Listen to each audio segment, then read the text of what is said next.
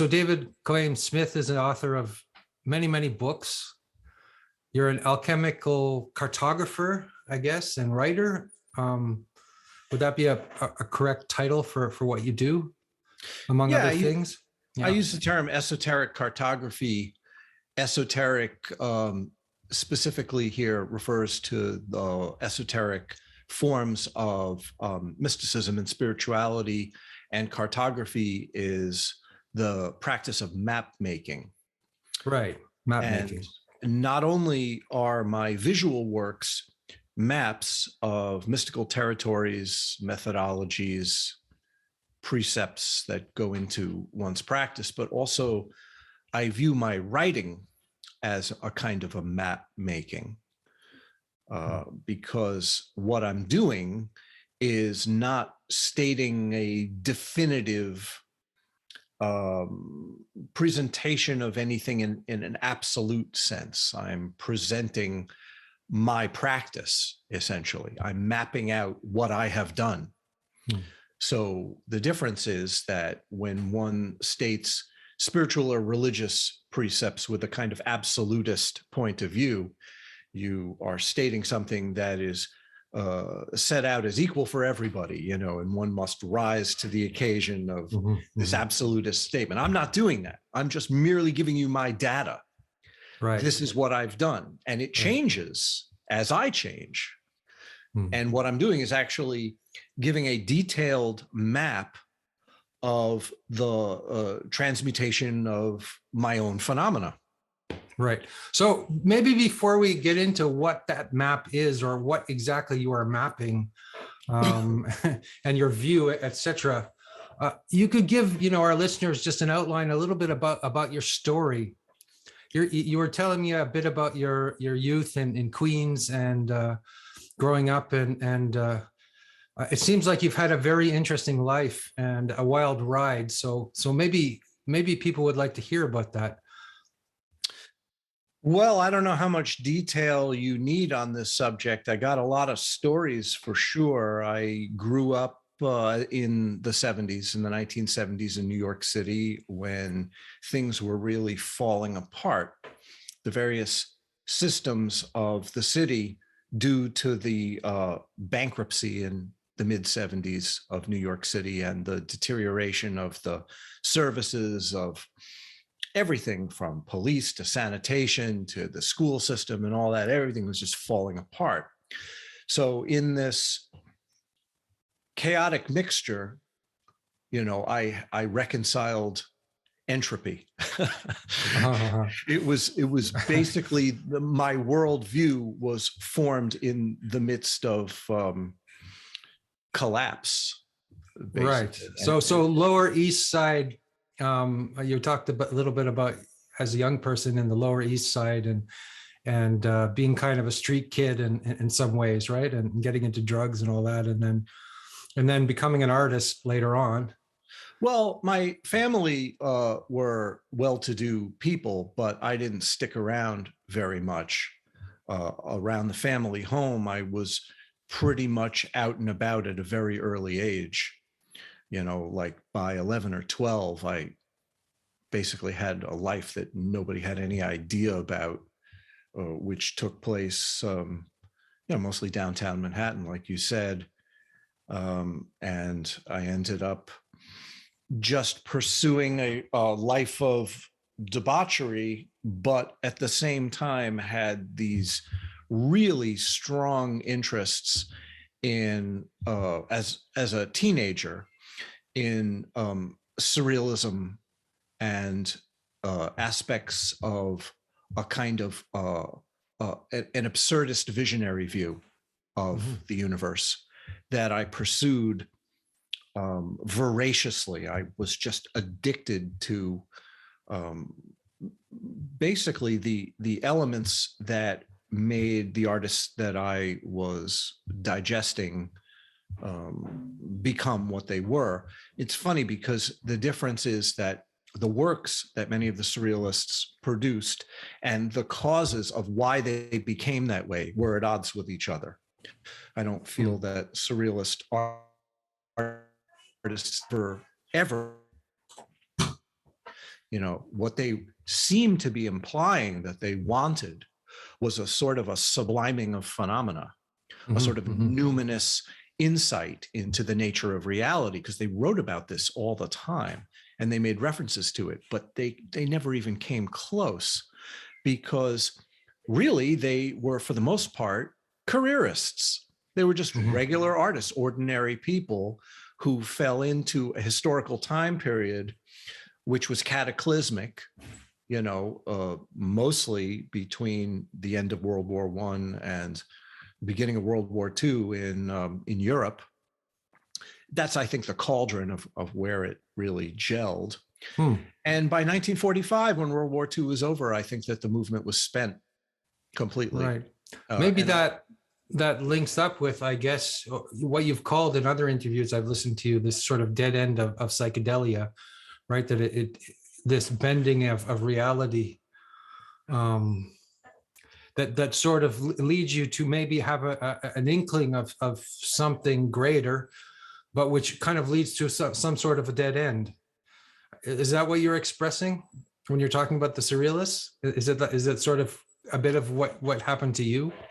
Well, what I was saying about the surrealists is I intuited that many of them probably would have wanted a spiritual practice if they knew that such a thing was even possible. I'm not sure that they did, and I'm not sure that they understood the dynamics and the requirements and the circumstances that would be necessary for investigating such a thing. I think they were more into their own, like I said, their own careers and the development of themselves as artists. The problem with psychedelia is another matter that is related. And really, that has to do with the nature of experience, because psychedelia in all its forms is experientially based. It is brain activity that is going on. People are investigating the outer limits of brain activity.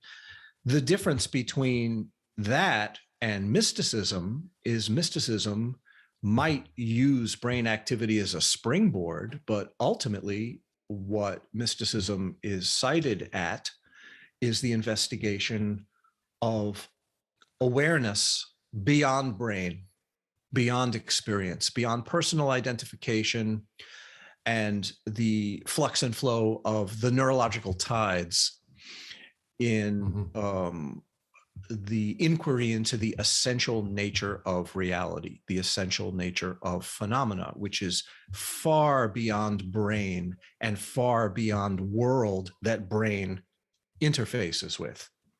I mean, what defines experience in the conventional sense is this dualistic dichotomy between that which knows, that would be brain, and that which is known, which we think of as an objective world. And this assumption that these two elements actually exist and actually exist apart from each other, meaning my subjectivity and the objectivity that surrounds me. Conventionally, these precepts are not even questioned. Mysticism starts at that question.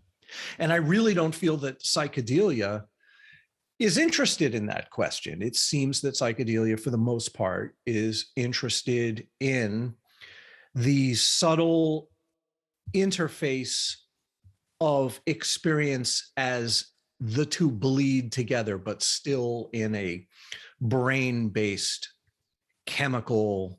So it's maybe in the vulgar sense, it's some kind of entertainment that people are after. Whereas mysticism has a deeper and more profound aim to it than just experience. Or whereas many of the surrealists had this desire to understand something deeper, but they just were not lucky enough to have run into the mystical path in order to be able. They maybe had a shamanistic nature, but the culture around was not supporting their endeavors. Or well, with the surrealists, I think you'd have to take that on a case-by-case basis, but within the contemporary psychonaut psychedelia community, I think that it's a matter of, like you said, a passive recipient role to phenomena. rather than an attempt to discipline and cultivate a realization which one has to struggle against habit patterns.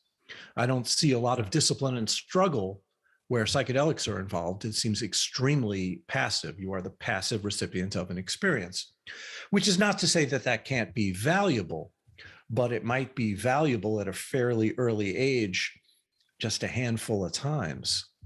You know, what I did in my youth was a little bit of that, but a whole lot of the gross excesses of that direction, where it became not only a kind of entertainment, but an alternate reality where I became locked into a certain set of sensations that were strangely comforting, you know, but there's only a certain amount of time that the spinning vortex of melting walls can light you up. You know, at a certain point, it becomes conventional.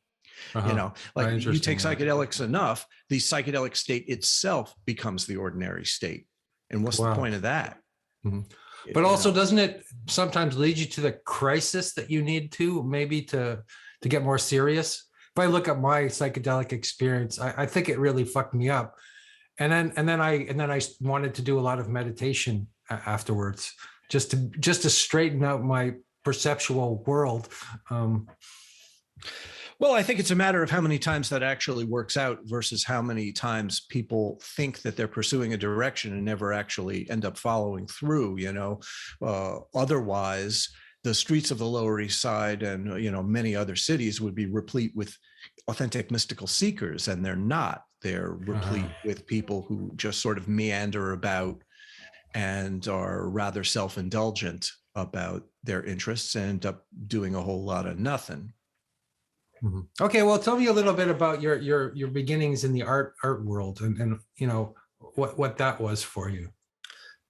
Well, there's really not much to be said there. I wanted to be an artist like everybody else during the 80s, and you know, had a bunch of shows, and you know, so what?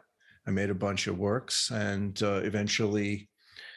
Maybe the interesting thing is why you stopped doing that, and went elsewhere, or. Well, I got clean from drugs in 1990. And in 1990, having been an artist and drug taker and, you know, blah, blah, blah, all that ordinary stuff, I was faced with the crisis of my own mortality, having had a heart attack and, you know, a couple other health related things. And I went full blast into the Western esoteric tradition, specifically Hermetic Kabbalah, the Hermetic Kabbalah that supports modern occultism, the type of emanationist systems that we see in ceremonial magic, and what the large teaching orders were putting forth, post-Golden Dawn style.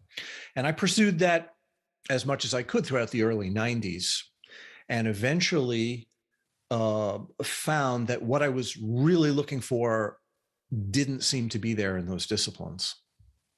And at that point, had to make a decision as to what to do with the rest of my life, and eventually turn to the sources for those systems, the sources for example, alchemy and Kabbalah and Hermeticism, due to Renaissance and pre-Renaissance and even ancient predecessors to those lines of inquiry.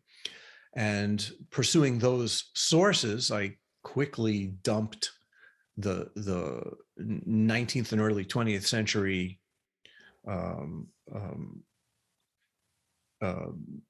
what we could call the distant echoes of what those lines of inquiry were, which seem to have missed pieces and become diluted quite a bit. So by the mid 1990s, I was only looking at sources and doing research in those sources with a system of other influences, we could say. And I stopped making art entirely in 1996 and didn't make any art or basically do anything else until 2006. So that 10-year period was really my training, where I met a teacher of tantric alchemy who you know quite well. Yeah, I have a little picture of him on the wall. Yeah, Yeah, that guy in the that American fellow. Midwest. And due to his guidance, he guided me to pick up a lot of the pieces of the elements that I had been previously interested in, but in new ways.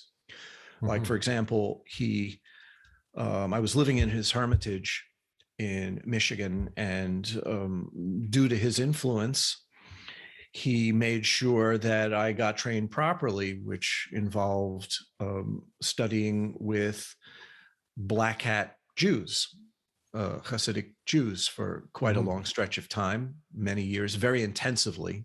Well, this is what I find incredible about your work, is that you've taken the Dzogchen view and you've put it in Western terms. You're taking it out of the Buddhist language, and also created this entire, I don't know, world of language which expresses that. And it's also amazing that a Vajrayana teacher would push you towards a Hasidic teacher. That doesn't seem to, I've never heard of that happening much. I mean, usually when people study Vajrayana, they study Vajrayana. When people study Hasidism, right? It's like,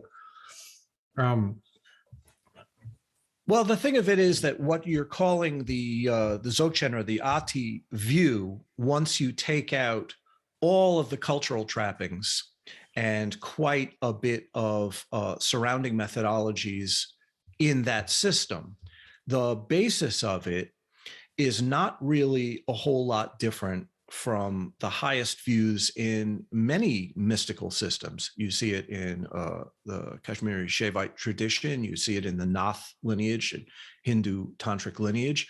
You see it in certain forms of Christian mysticism, and you see it in Hasidus, the Hasidic lineage of Orthodox Judaism, in certain lines, specifically due to the teachings of certain realizers. One in particular that was incredibly important for me was Rebbi Nachman of Breslov.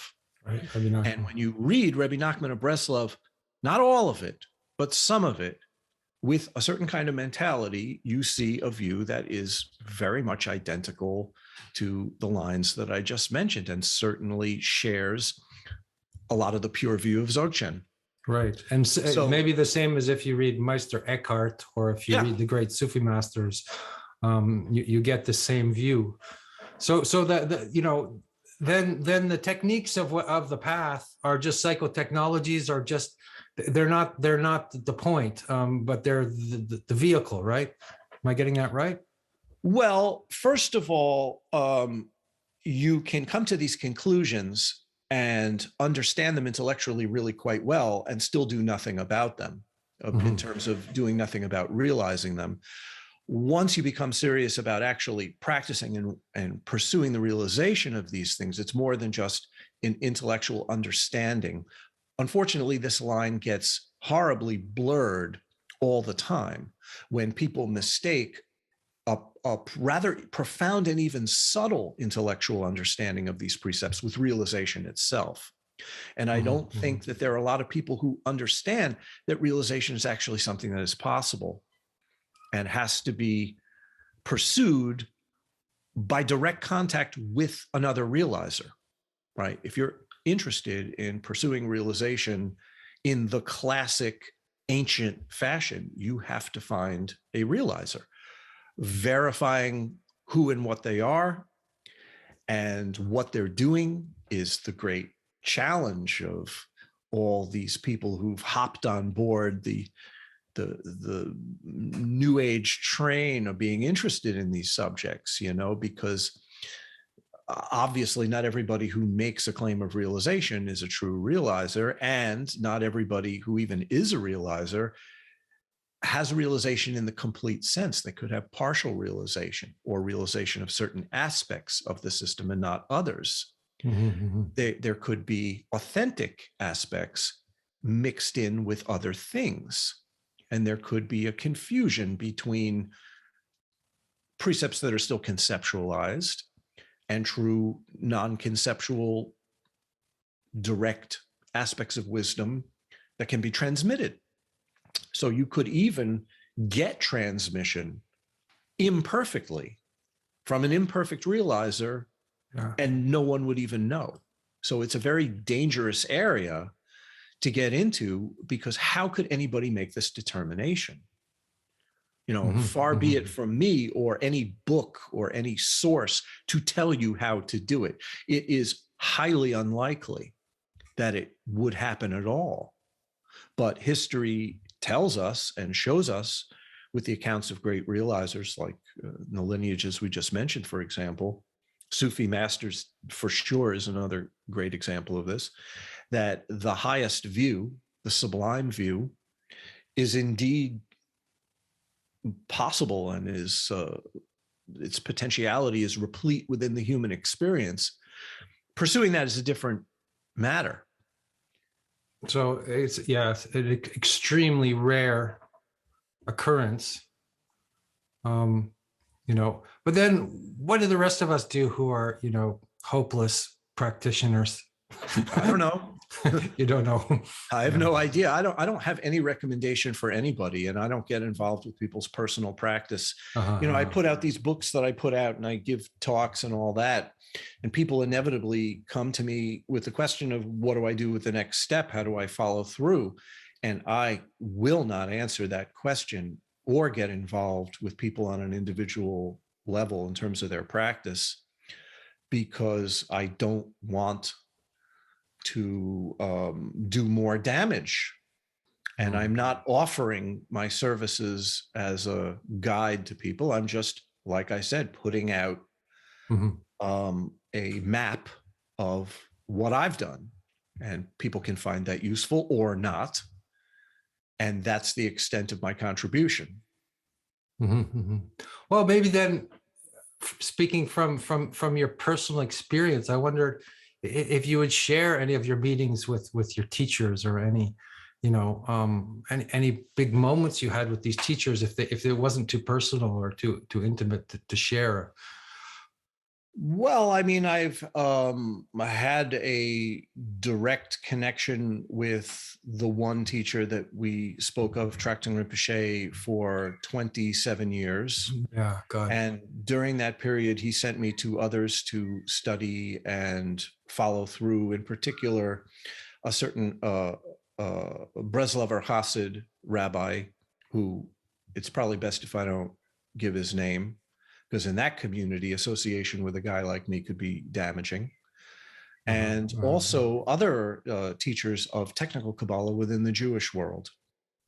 One guy who was a teacher at a yeshiva. And in the Jewish world, especially where Kabbalah is concerned, there's this dichotomy between the Hasidic and the non-Hasidic aspects of what they call the Haredi world, the ultra-Orthodox world.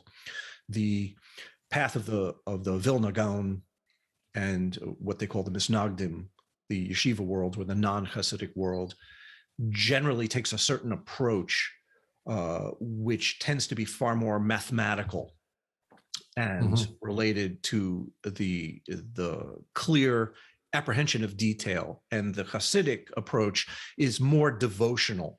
It's essentially a warm versus a cool style of transmission. Right. I'm sure that other similar dichotomies exist, for example, in Sufism in various lineages. But the highest is still the highest. The sublime does not change. Right. The only thing that changes is system and variation of understanding of system. And that's relative. And the relative is just the means that we use to approach and apprehend the absolute. Right. So if we hold the absolute in an unchanging way, all of these things either reveal it or they don't. Yeah, we were talking earlier, you know, in our conversation before, and you were mentioning that what you do is you begin with the intellect, which is different than I think many systems. Like, for example, when I started in Zen, I would just do a lot of Zazen. Or when I started doing Vajrayana, I would just do a lot of prostrations, and I would jump right into the phenomenology of the practice. Where Whereas perhaps I might have benefited from really studying a lot more before I jumped into those things first. Or maybe can you explain a little bit about that, about your intellectual approach, and then moving on to more subtle levels of practice? Yeah, I think in a system like Zen, where the emphasis is on the naked and direct and spontaneous immersion of experience within the mystery, what we're talking about here with a conceptual preparatory period might not be relevant. But in terms of Kabbalah and alchemy and the kind of esoteric systems that I use, it's kind of mandatory as a preliminary basis to be able to navigate, for example, the kind of maps which are used in the various methodologies, that one needs to be armed with a certain philosophical stance that is quite complex and involves the amassing of a great amount of detail. So unlike a system like Zen, once you are presented with these symbol languages, you become fluent enough in them that you could then do the practices, which are quite complex, and be able to follow very technical points that you would be lost in otherwise. The problem is that very often people don't see the dividing line between a preparatory digestion of a symbol system and the use of that symbol system. They think that they're one and the same. For example, they think that just merely a philosophical study of these symbol systems will do something to you. And maybe it will, maybe it won't, but that's not even really the point. The point is that it's a language that one needs to speak. And once you speak that language, you get teachings in that language, you ask questions in that language becomes your guide. It's really it's the living through of the map that allows this style of practice to work. So it would be impossible to do that if you didn't have a comprehensive intellectual understanding first of the elements that make up the map. Yeah. Well, in reading your books, they're on one hand, they could be considered highly. I mean, your active, the intellect is extremely active. On the other hand, they're psychoactive. I feel they take you to a certain space, which is not merely intellectual. That's true there, but then you have to draw the distinction between the byproducts of the system and the real goal of the system.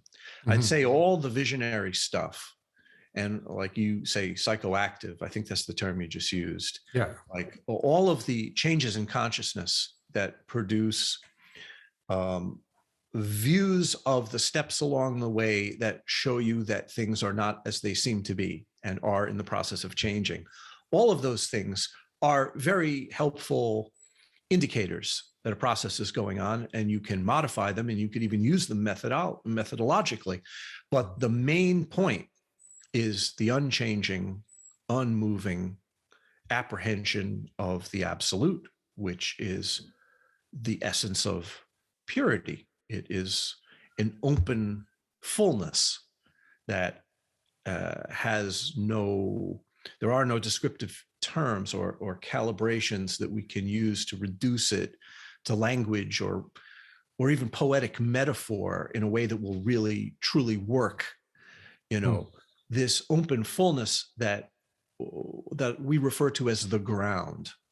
Another word that is used for it is the word plenum. It's absolutely openness in the sense of an openness nothingness. There is no thing there. There is no thing about reality that you could say either is or is not. But that openness nothingness is replete with an absolute infinite fullness of possibility that allows for a spectrum of possibilizing vectors which has no end.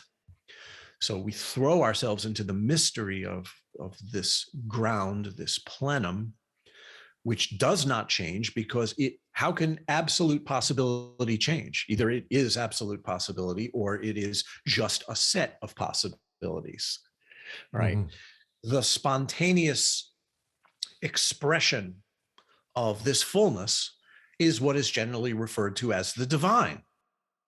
So we adhere to the divine, we fall into the divine and merge and join with the divine out of our love for it. And either love of the divine outshines all lesser concerns, or it doesn't. And if you find yourself hopefully and hopelessly more in love with the divine than with any other aspect of the panoply of issues in your life, then you can become a practitioner. And the devotion is the capacity to join with the spontaneity of that expression of that fullness, so that every detail becomes an aspect of it. In the wake of that, or short of that, we take sidetracks into the lesser concerns and become involved with them. And this is what prevents the follow through. If we have other interests, if our life becomes fragmented between different agendas. And I'm not saying that one has to be only doing one thing. It's possible to do anything and everything. But the question is, what is the meaning of a life? Mm-hmm. What are we doing it for? Or who are we doing it for? Well, maybe who is the wrong. Yeah, that would be a theistic. That would be the theistic view. Well, this is a question actually I want to ask you, because I know a lot of philosophers, Hegelian, Lacanian, really guys that are, and people who are, my friend Alexander Bart considers himself a monist.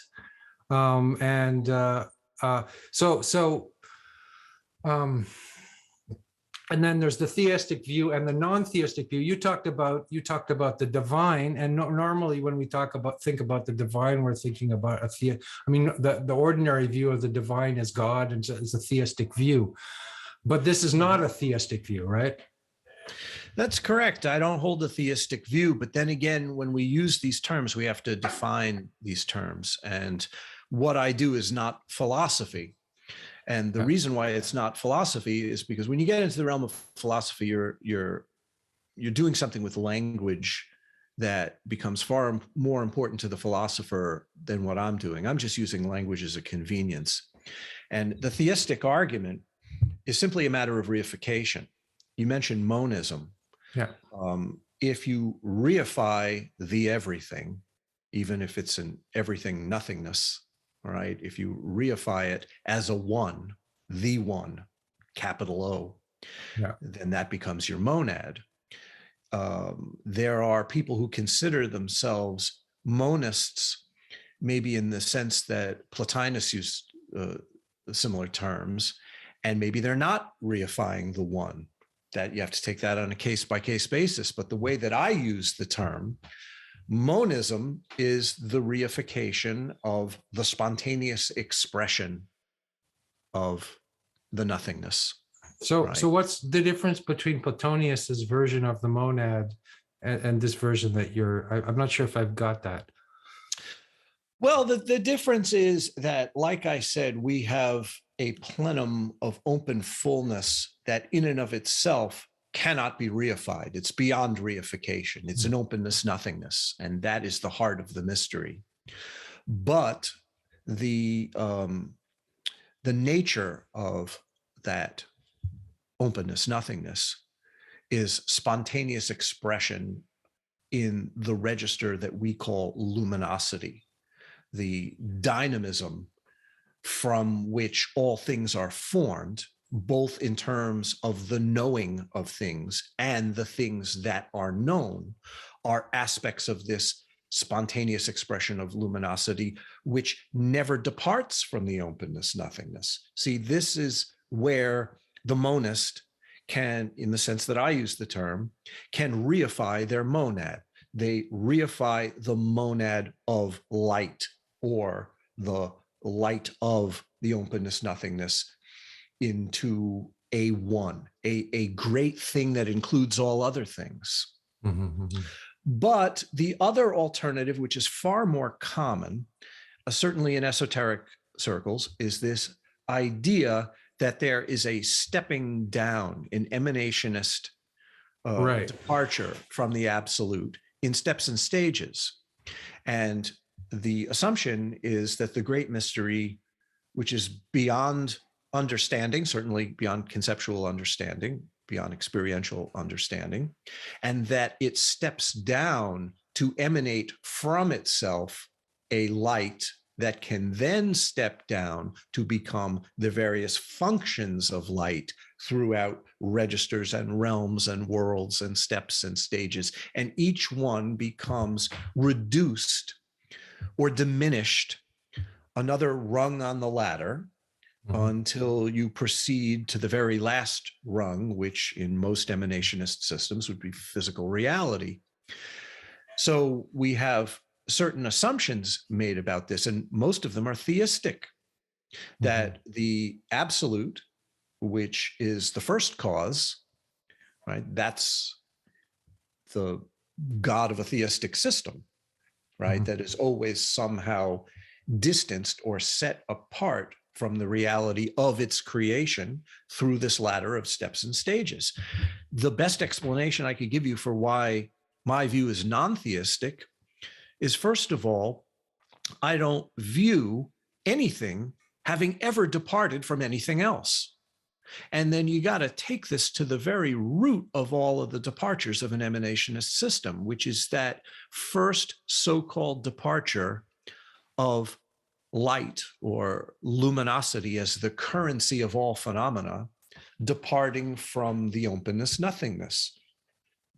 From the view that I practice, the openness nothingness does not step down to create light from itself. It doesn't step down to emanate its light. Therefore, the view is known as a non-emanationist view.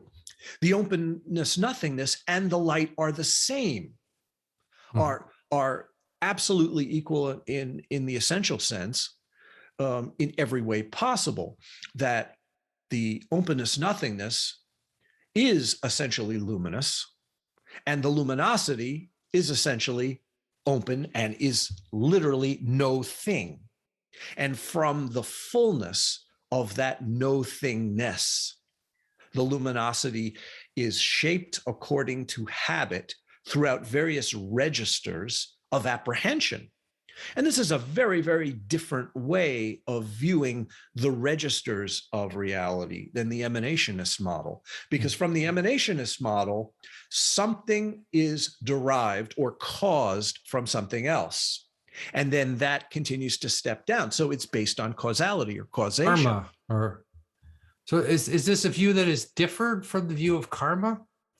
I was having a conversation with somebody about karma, and they were saying karma and reincarnation and all that is just nonsense. So, it's like because nothing ever, is karma an emanationist view, or am I confusing languages here?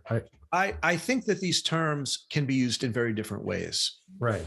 And in the view that I'm speaking from, the reason why registers of reality are perceived the way that they are is due to the commonality of habit patterns that exist within that realm. For example, in the human realm, there are general and specific levels of experience or levels of consciousness that apprehend phenomena. And on the general level, we have the guidelines of how things are universally accepted within the human realm, right? Like, for example, you see the blue sky and I see the blue sky. On a general level, we share a certain pattern for blue sky, but my blue sky and your blue sky are not the same. So from the general level, we have a departure into the specific individual level where each stream is unique to the mind that apprehends it. So there's this overlapping territory between general and specific that produces the activity within the realm. Each realm has its general guidelines and then a range of specific variables within those guidelines. And it works that way not only for the human realm, but for every realm. Now, if you want to bring this into the question of emanationist or non-emanationist, what an emanationist would say is that these patterns of habituation are stepped down from an absolute and locked into place in a hierarchy, in a ladder. Yeah. What I'm saying is that there's one common ground for all of them, and it does not change. So from my point of view, which might sound suspiciously like a monist point of view, but it isn't. And I'll explain that in a minute. Yeah, that's the tricky thing. Right. Here. Okay. One can apprehend the divine equally. You get an equal opportunity to apprehend the divine no matter what realm or what variables are presenting themselves. Right. If you're in hell, or if you're in heaven, or if you're in the human realm, or wherever you are, whatever level you're at, the divine is still present. That's right. And this is like one of the basic tenets of Hasidism. So if you reify that ground into a monad, a cohesive one, you become a monist. That's the way that I use the term. Your friend might use the term in a very different way. There's many ways to use the term. If you reify the everything, generally by calling it God, and become a monist, you have frozen the absolute into a comprehensive universal construct. Once you go past that into the essence of the ground, which, like I said, is an openness, nothingness, there is no construct possible, not even a giant comprehensive one that includes everything else. So it's simply a matter of going beyond unity, going beyond the unitive state. Even if you realize the unitive state, ultimately the unitive state has to disappear into infinity in the highest form of mysticism. So the unitive state is a sort of a last illusion, or a final the final barrier, or something like that. That's right, and that's in the Kabbalistic system where we view the pattern of creative expression as 10 sfirot. That unitive state would correspond with the Keter, the highest, the crown of the system, where reification is either made and then passed to every level, or unmade. So in a sense, you could say that that highest point where the unitive state is reconciled is the very beginning of mysticism. And mysticism isn't even possible up until that point, because up until that point, you're just dealing with the flux and flow of relative phenomena. I think you're giving me an insight as to why it's almost impossible to talk about mysticism. I mean, of course, from my perspective, but with these guys who are philosophers, it seems like it's awkward to begin to talk about it on some level. Well, once real immersion into this continuum that I call the ground, where, like I said, the spontaneous expression of the fullness, the luminous fullness of the mystery, the openness, nothingness, so much so that they are not separate from each other and one doesn't step down from the other, right? Once immersion into the luminosity of openness, which is itself open, I want that point to be clear. Once one starts to really fall in love with that as a direction, there is a free fall, literally a falling into, where you lose everything. You lose everything, and you lose one of the things that you lose that is most essential to the human experience is language, right? The conceptual designation of meaning according to an equivalent system. So if you lose your faith in getting your bearings through language, the next step is losing your connection to perceptual or cognitive patterns as a way of getting your bearings. And once you lose that, and the brain's systems of orientation can no longer be relied upon as definitive. I mean, it doesn't mean that they go away, because they still work provisionally.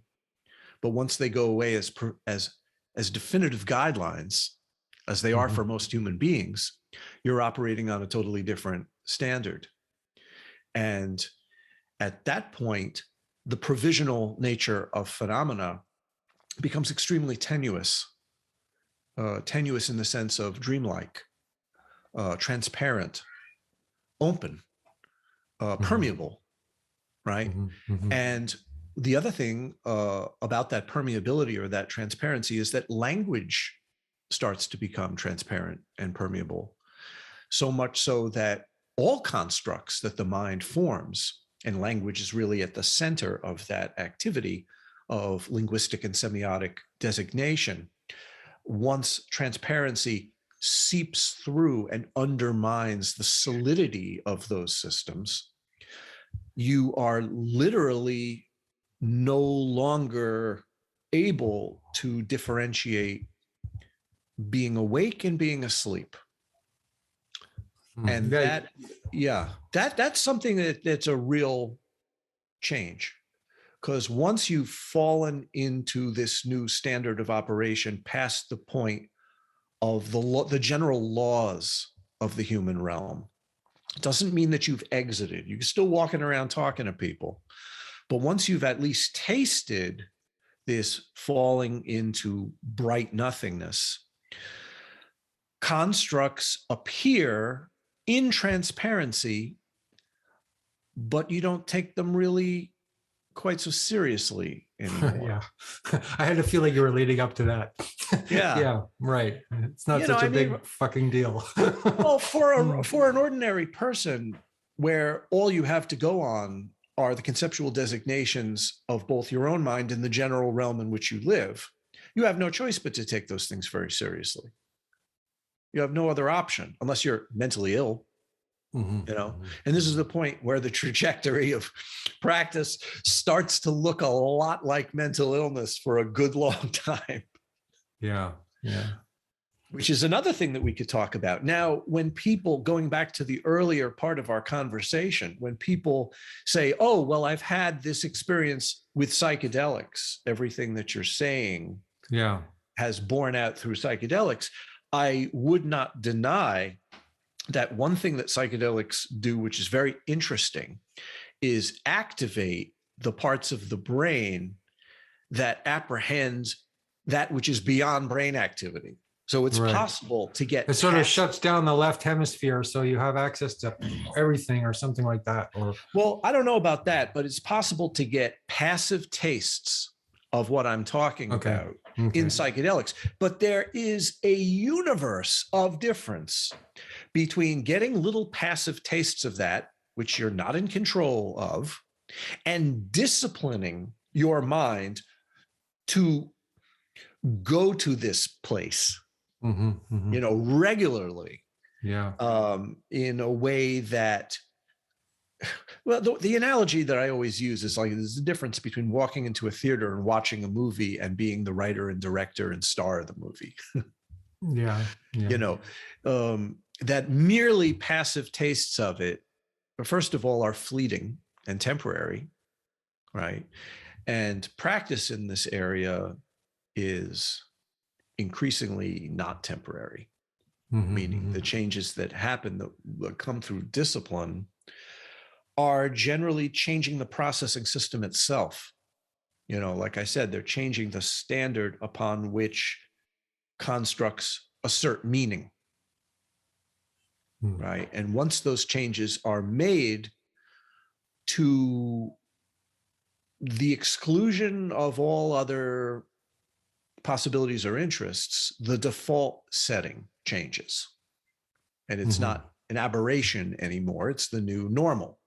And what happens in mystical practice is that you keep moving that bar, and the standard basis passes beyond general realm characteristics into wherever, it really has to do with what you're practicing and who you're practicing with, where that. So this whole hierarchical construct of reality that people navigate in, it dissolves and becomes something else? Well, like I said before, there are byproducts along the way that assert themselves. So if you hold a view based on the absolute or based on the ground, based on the divine, if you want to use that word, in a non-emanationist, non-monistic, non-theistic way, you will definitely enter territories constantly that assert themselves and have to be contended with. So it's not like everything disappears. Phenomena never disappears. Phenomena is always phenomena. The question is, what is its meaning? Along the way, you don't know until realization is stabilized. You don't know the nature of phenomena. You have tastes or apprehensions of it to various degrees that you cultivate. But if you're working in a true lineage that has teaching methodologies that have been proven to work correctly for a very long time, that you could rely upon, you end up in a lot of strange territories. Yeah, which you mentioned mental illness and that kind of thing.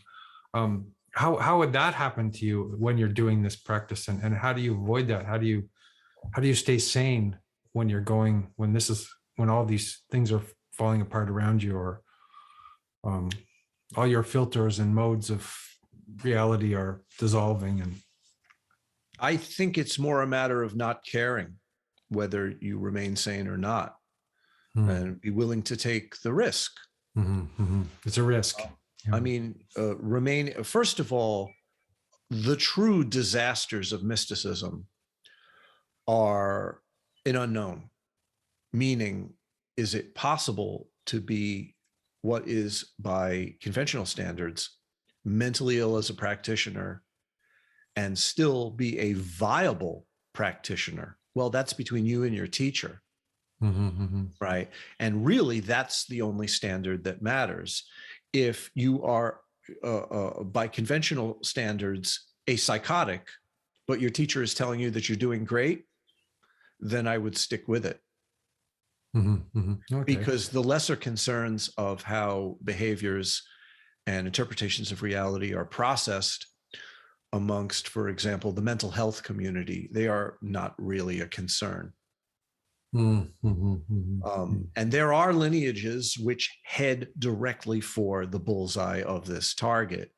And crazy wisdom is the usual term that people use, or crazy wisdom generally in America, at least, is just a euphemism for excusing bad behavior. I thought you were, yeah, sure. But I'm talking about the true extreme non-dual lineages, like, for example, the Aghoris in India.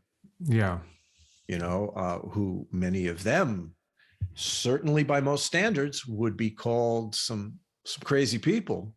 Yeah, drinking mercury and engaging in orgies and doing all kinds of weird stuff. Yeah. Well, but Tracting Rinpoche drinks mercury. So, it does. Hey, yeah. Hey, yeah. That's if it wasn't for Tracting Rinpoche drinking mercury, I wouldn't be here. Because it was that very act that caused me to make my own work. That's another story. Can you explain that, or no? Not? I can't explain it. But yeah, that's very interesting. But I probably shouldn't have said it at all, as a matter of fact. But the thing of it is that in my own development, I was headed for a whole lot of nothing, even after many years of study and practice. Just because you're devoting your life to one of these disciplines doesn't mean you're going to get anywhere. Yeah. Right. So here I was, a sort of lukewarm practitioner functioning in this lineage, and something really radical needed to be done. And what was done, without going into a whole lot of private details, is Tracting Rinpoche blew my mind with some incomprehensible and dangerous activities, such as the drinking of mercury. And it caused me to go away running and screaming back to Brooklyn. And the reaction, because a true teacher really has a pinpoint accuracy as to the understanding of their students' variables at any given moment. And he knew that at that particular juncture, what seems like crazy damaging behavior would push me to have a reaction. And the reaction on my part that he calculated was ultimately what turned into the writing and drawing of my esoteric cartography. And that's when it started. Like, you could say that as an esoteric cartographer doing the kind of work that I do, it was kicked off by this insane act of him drinking the mercury. Mm-hmm. Wow. Yeah. And that happened in 2006, I believe, in the summer at Sogilgar. And immediately upon going back to Brooklyn, I wrote my first book. And after I wrote my first book, began to make diagrams of the material. Yeah. The Kabbalistic Mirror of Genesis. Yeah, that's the book. Fantastic book. I read it, and I read it over and over, or little bits of it.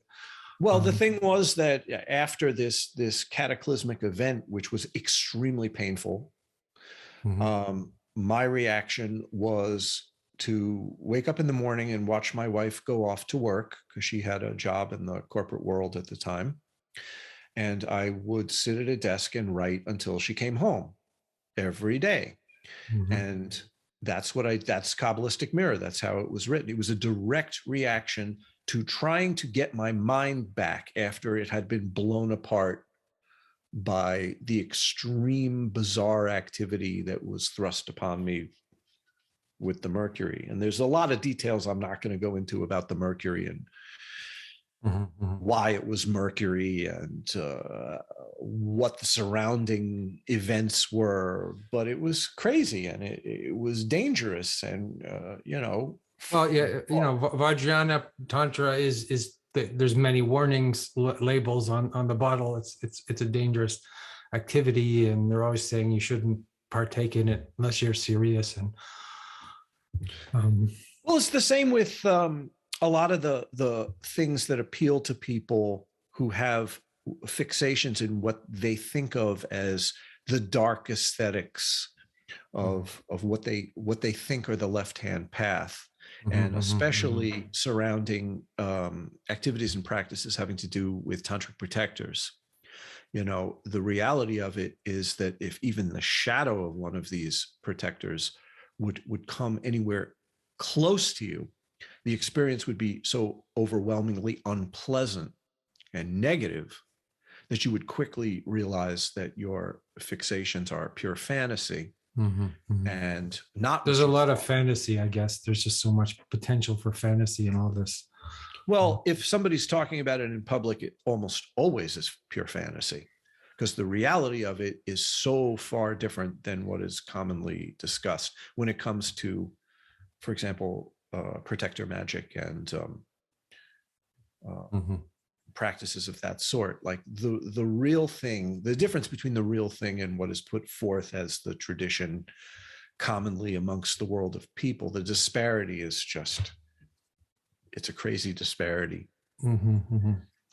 Okay, I want to hear from the moment you wrote this book, what happened next to you, because you consider yourself in hermitage, you're always on retreat full time, and that's what you do, and it's a total dedication, right? So what happened after you wrote that book, and where did you go from there? I really didn't expect to talk about the incident with the mercury, but I said it, so I might as well use that as the starting point, because it kind of was, But if you think about it, I had been devoting my life to study and practice of esoteric discipline since 96, stopped everything to do since 96. And that took place in 2006. So I had 10 years of preparation for that. Mhm.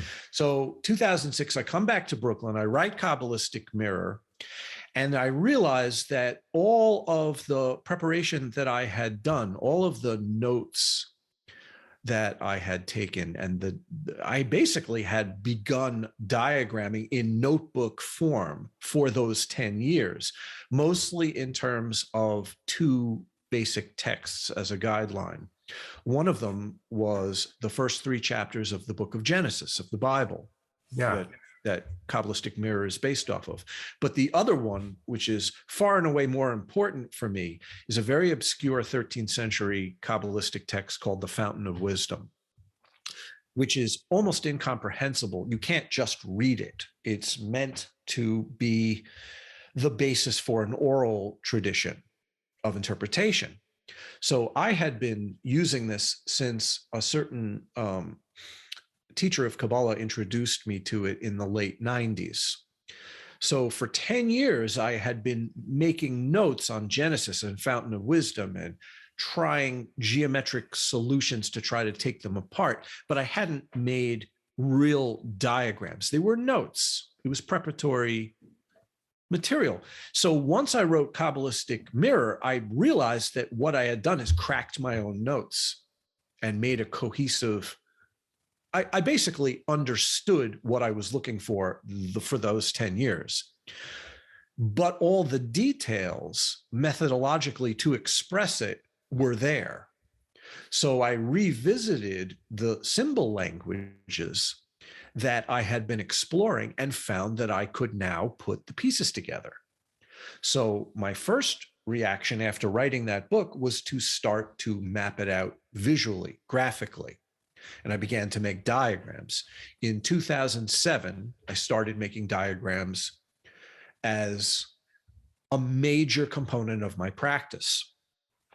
So writing and making diagrams from the end of 2006, or we could say 2007, through about 2010 was just all that I did with my time.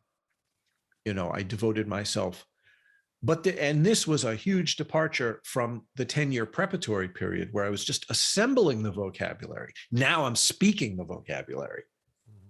So around 2010, a good friend of mine, who's a very well-known composer and jazz musician named John Zorn. Oh, John Zorn, yeah. Mhm. Yeah, Zorn and I have been friends since forever. Oh, yeah. And he and I spent a lot of time trying to figure out how this could be put into the public, right? So he actually orchestrated a show at Kavin Morris Gallery of all of the material up to that point in 2010. So that was, 3 to 4 years of diagrams.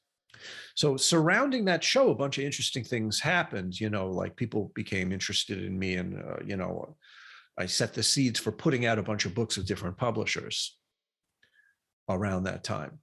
So I tried it.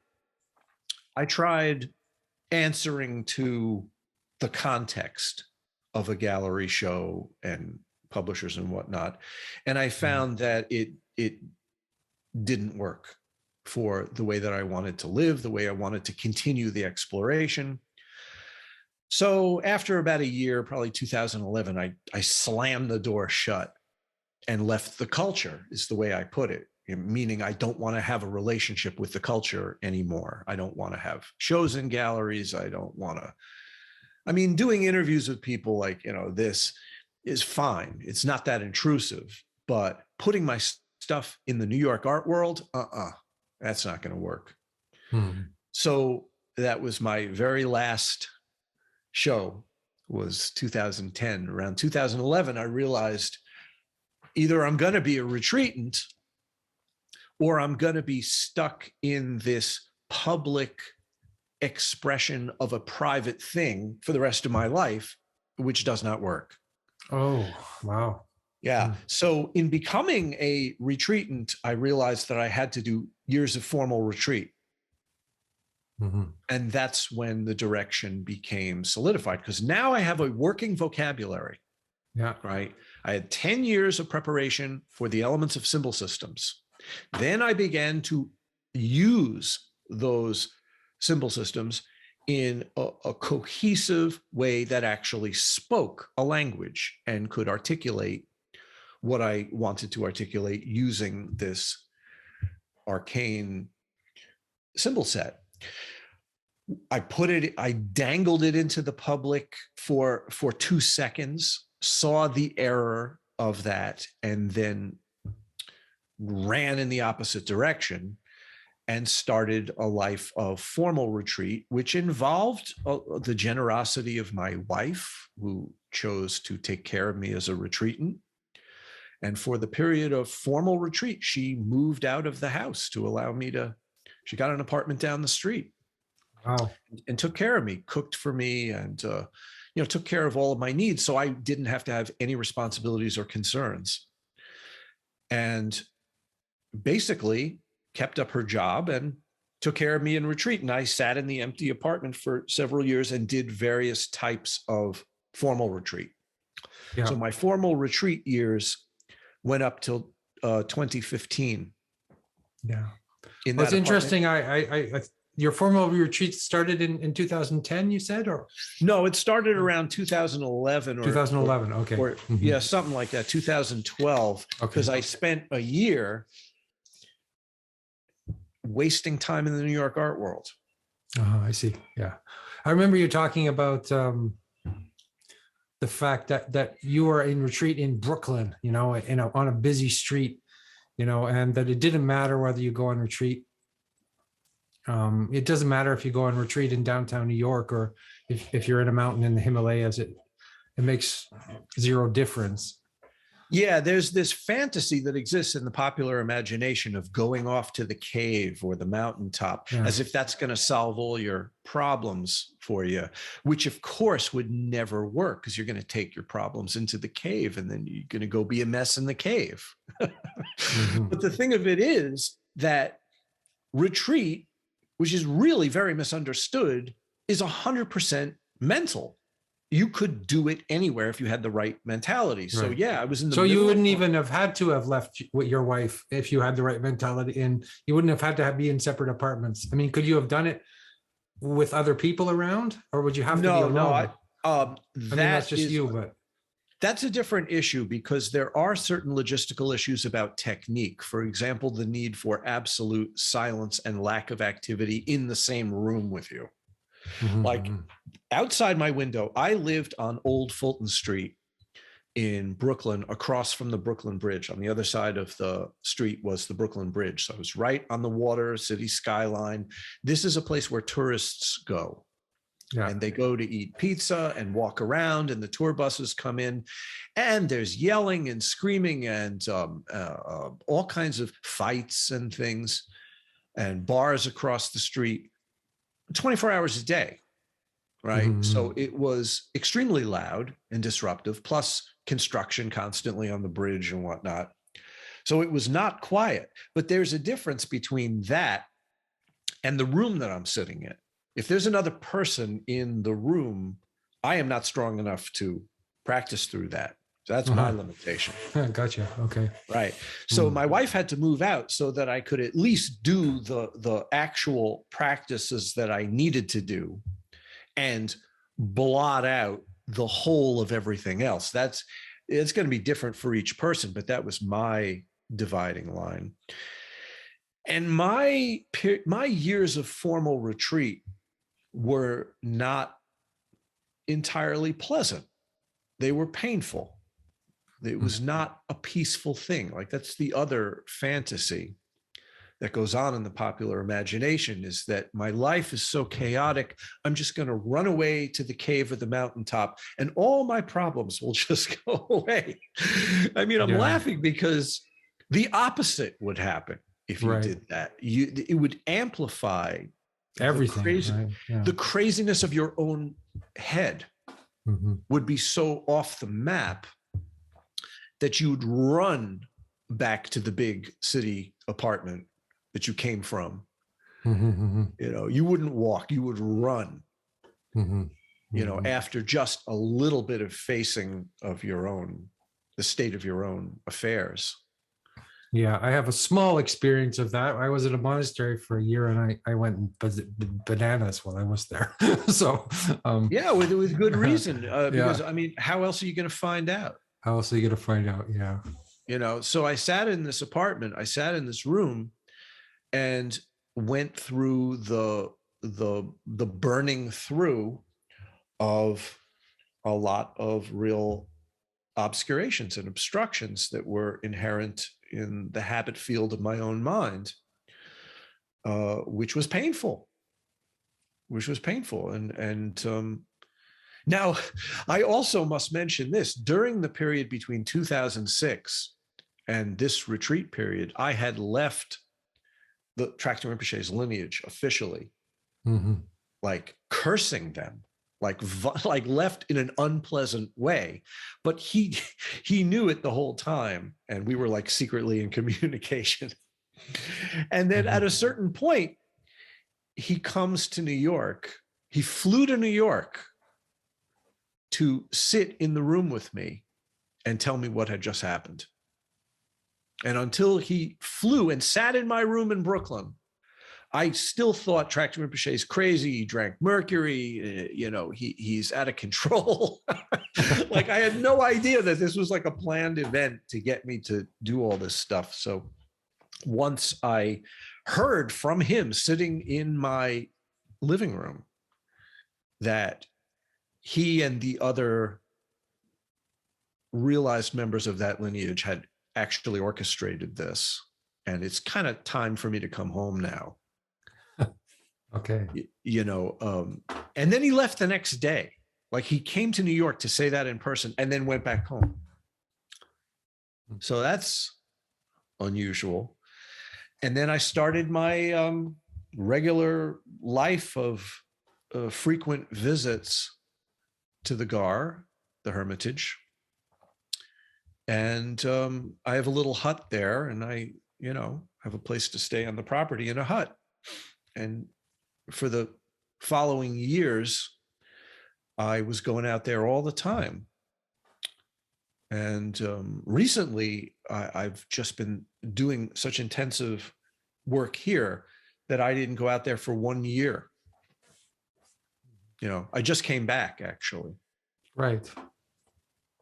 But during that year, I wrote a few books and did a lot of diagramming. So you had this intensive retreat for 3 or something years, and now your life right now is you would consider it always to be in retreat, but it's not as strict it's like, what kind of strict boundaries are you working with?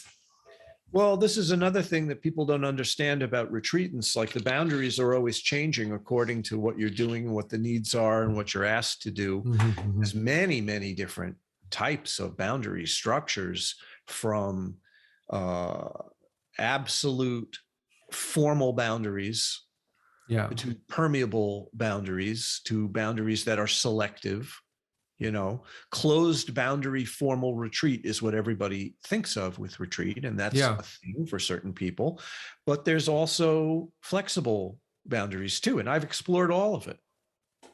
I've done formal closed boundary, I've done selective boundary, down to like micro level of adjustments. And basically, I'm not the boss. The work is the boss, and I will do whatever it takes to do the work. A work, yeah. Yeah. So you've been. Oh, go ahead. No, I'm not going to say anything. Go ahead. No, I was going to say that when you speak about your work, it's your practice that you're sharing with people, but and you don't care how they respond necessarily, or is that true? Is it just that you're putting it out there and like or do you have any concerns whatsoever about how what people will make of your work? Or Oh, sure. I care that it benefits people. I want it to benefit people. I care. It's not like I don't care, but I'm not doing it for them, and I'm not doing it for me. Right. And people, when they hear that you get accused of saying that you don't care if people like it or not, and I'm saying I do, I want it to benefit people. Yeah. But when the sentiment circulates that maybe your relationship to caring is slightly different, the response is always, oh, well, then you're doing it for yourself. Hell no, I'm not doing it for myself. All right. So I'm not doing it for you. I'm not doing it for me. Listen, if I uh-huh. was doing it for me, I'd be in way worse trouble than if I was doing it for you. Right. No, I'm doing it for Right. the divine. I mean, there should be no lack of clarity about that. If you're a practitioner and this comes first and your own concerns are put into the perspective of this greater direction, you're doing it for the divine. It is divine service. It is a divine practice. Mm-hmm. Mm-hmm. If I did it for myself, I'd be just like those half-assed surrealists that I was so obsessed with as a teenager.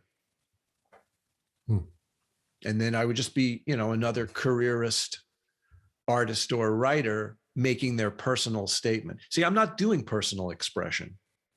Yeah. There's no. You told me that expression. a long time ago. You said that the difference between your early artwork and what you're doing now is it has nothing to do with personal expression. And I thought about that a lot. Yeah, I'm not interested in my mind's reactions to things. They're not interesting to me. My mind feeling this way or feeling that way or coming up with a conclusion emotionally or even poetically, it's just not interesting to me. No, I'm only interested in the pursuit of the subliming aspect of my path, and the byproducts that are kicked up by that pursuit can be codified and mapped, and the territories that I enter can also be mapped. And that generates a great deal of sensation, but that is not the same as personal expression. Personal expression is an accounting of your reaction or an exploring of an open-ended set of reactions of you as an individual. Yeah. And if the whole purpose of what I'm doing is the opposite of reifying the sense of my identity as an individual, Yeah. that's the kind of the point of what I'm doing here. Personal expression would be the exact opposite of that. So I don't consider myself an artist in the contemporary sense whatsoever. Yeah. But And even I wonder, I mean, you're very clear about that, but even an artist who is maybe not that clear about that, probably if he ever expresses anything true, it's not really coming from personal expression. Well, that would be, an area that they would have to examine on their own. Now, all I can do is serve my practice. And as a result of going in this direction, I do as much work as possible, and I don't really think about it much. I don't really think about these issues. I'm not interested in contemporary art. Yeah. I'm not interested in the culture. I'm not interested in the elements of the culture that surround what seems to be these issues, such as philosophy, politics, the zeitgeist, all of those things. I do not care. I do not care who is president. I do not care what's going on in my neighbor's backyard, unless it annoys me and prevents me from doing my work. So I boycott these concerns as superfluous. It's like if I'm sitting here trying to do something and a fly lands on my arm and it bothers me, I'll brush it away, but it's not like I will agonize over having done that. I will get back to work and forget about the fly. That's great. Well, maybe we could talk a little bit about your books, and I have one of your books here, the 32 keys, and I'm on key number 22. I've been working through them. I haven't listened to all the videos yet because I haven't been able to afford to pay for it, but I will when I have the money. And I think it's really an amazing system to work through, as people who like to meditate might benefit from this. I Well, mean, that one was really very much encouraged by Tracting Rinpoche, because I made those cards, which are diagrams of the aspects of the path comprehensively. And when you put them all together, you get 4 rows of 8. yeah. And I laid them out for Tracting Rinpoche, and he said, okay, that's good, viable overview of the path. What are you going to do with it? I thought, well, write commentary on it, explain what I meant, and make it a set of cards that go with the book. And it was far and away the most successful book that I've done on my own. And it is now out of print. We're probably going to do a second printing. Yeah. And why is that? I think it's because you can work with it directly, right? I mean, your other books work on you when you read them. They definitely have an effect, but this one has a methodology, whereas the other ones don't necessarily have that, right?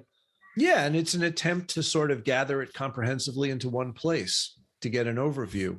And, the bird's eye view, where you could work each section on its own terms and still have that section set within a very clear map of the total territory. It's a very appealing way to get one's bearings in the system.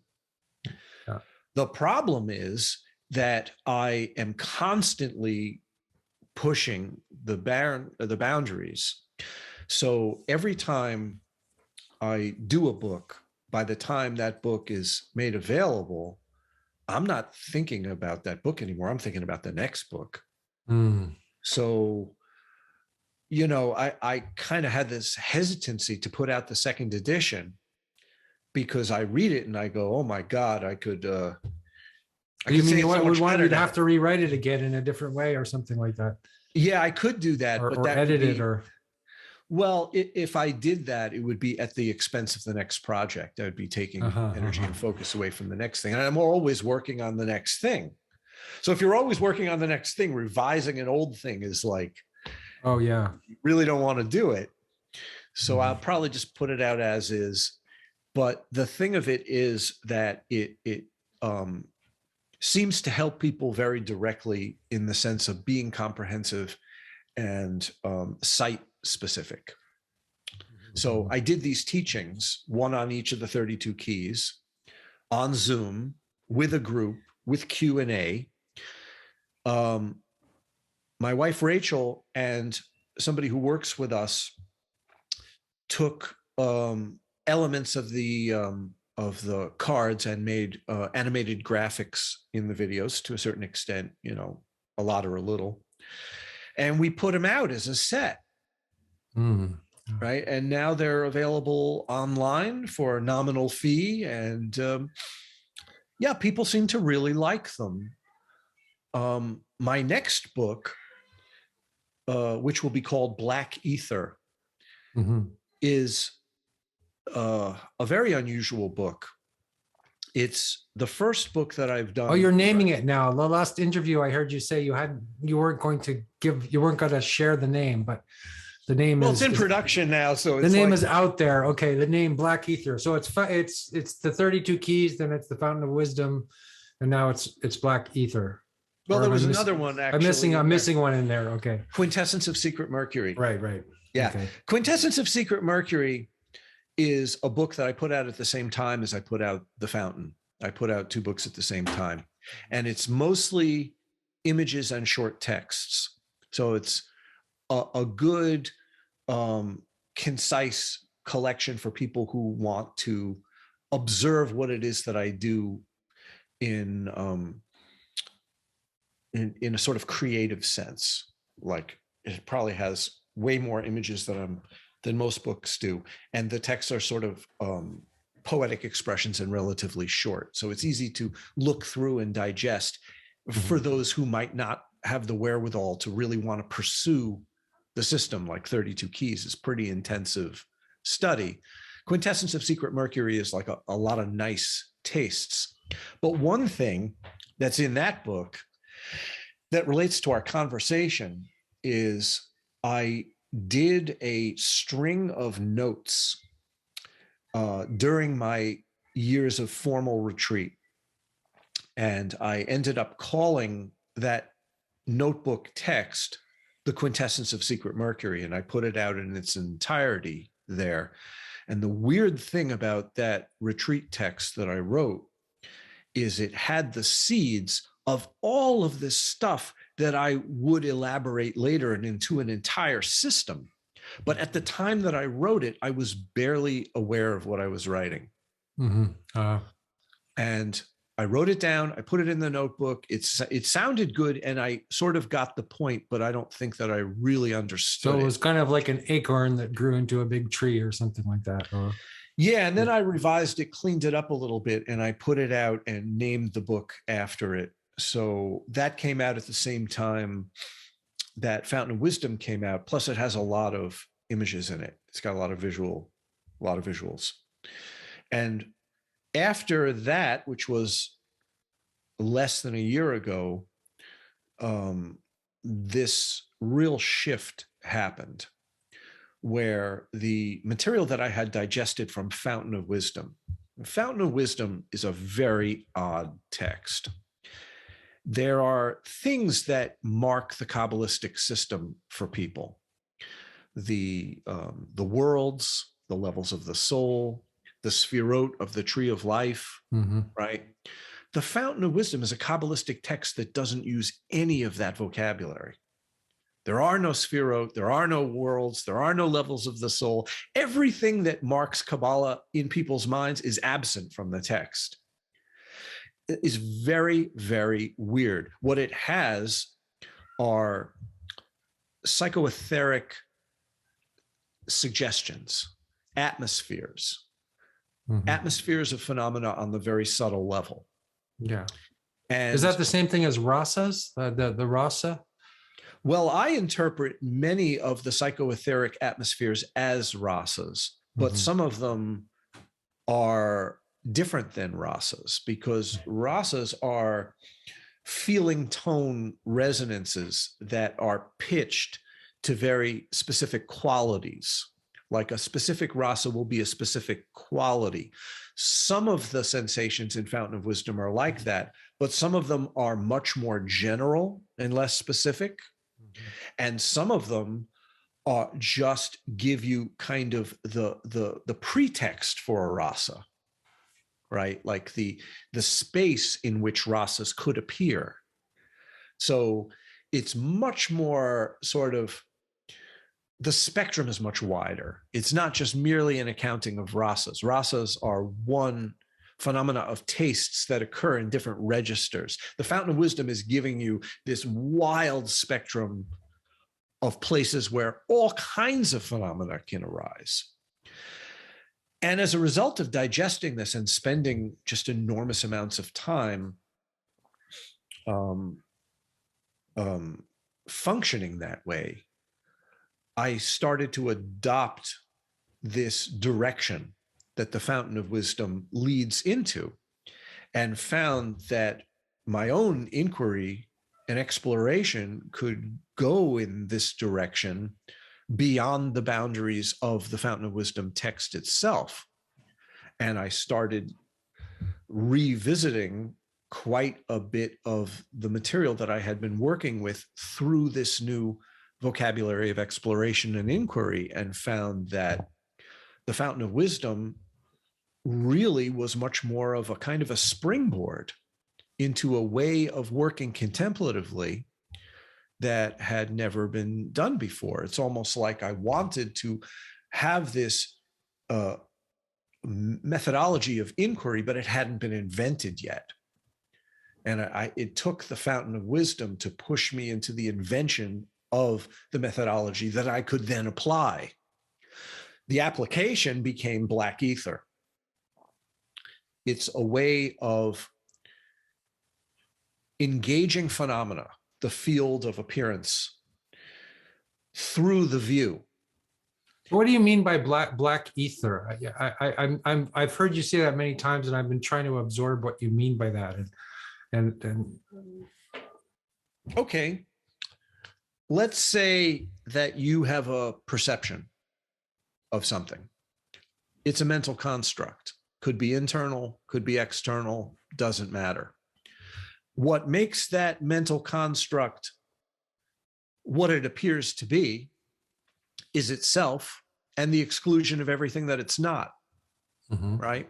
So if the mental construct, if the thing is itself and is not anything other than itself, is not anything else, then it's kind of like a bubble.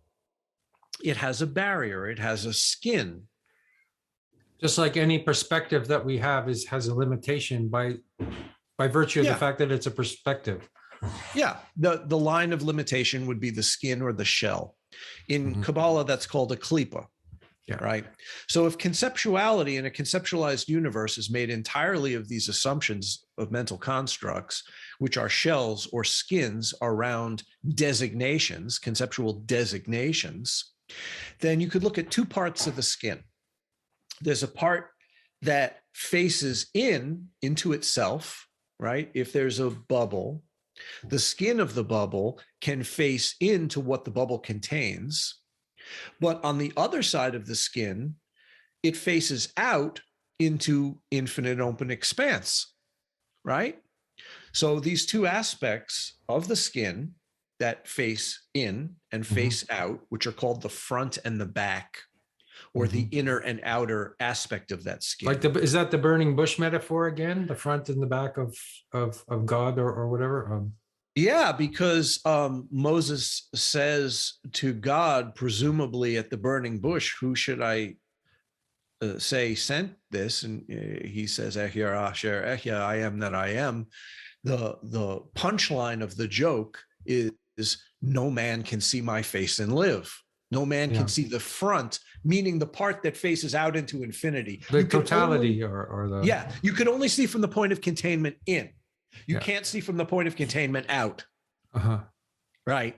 Because a mind can't comprehend that. It takes something beyond the psyche to approach that. The psyche only knows designations, even in its best case scenario.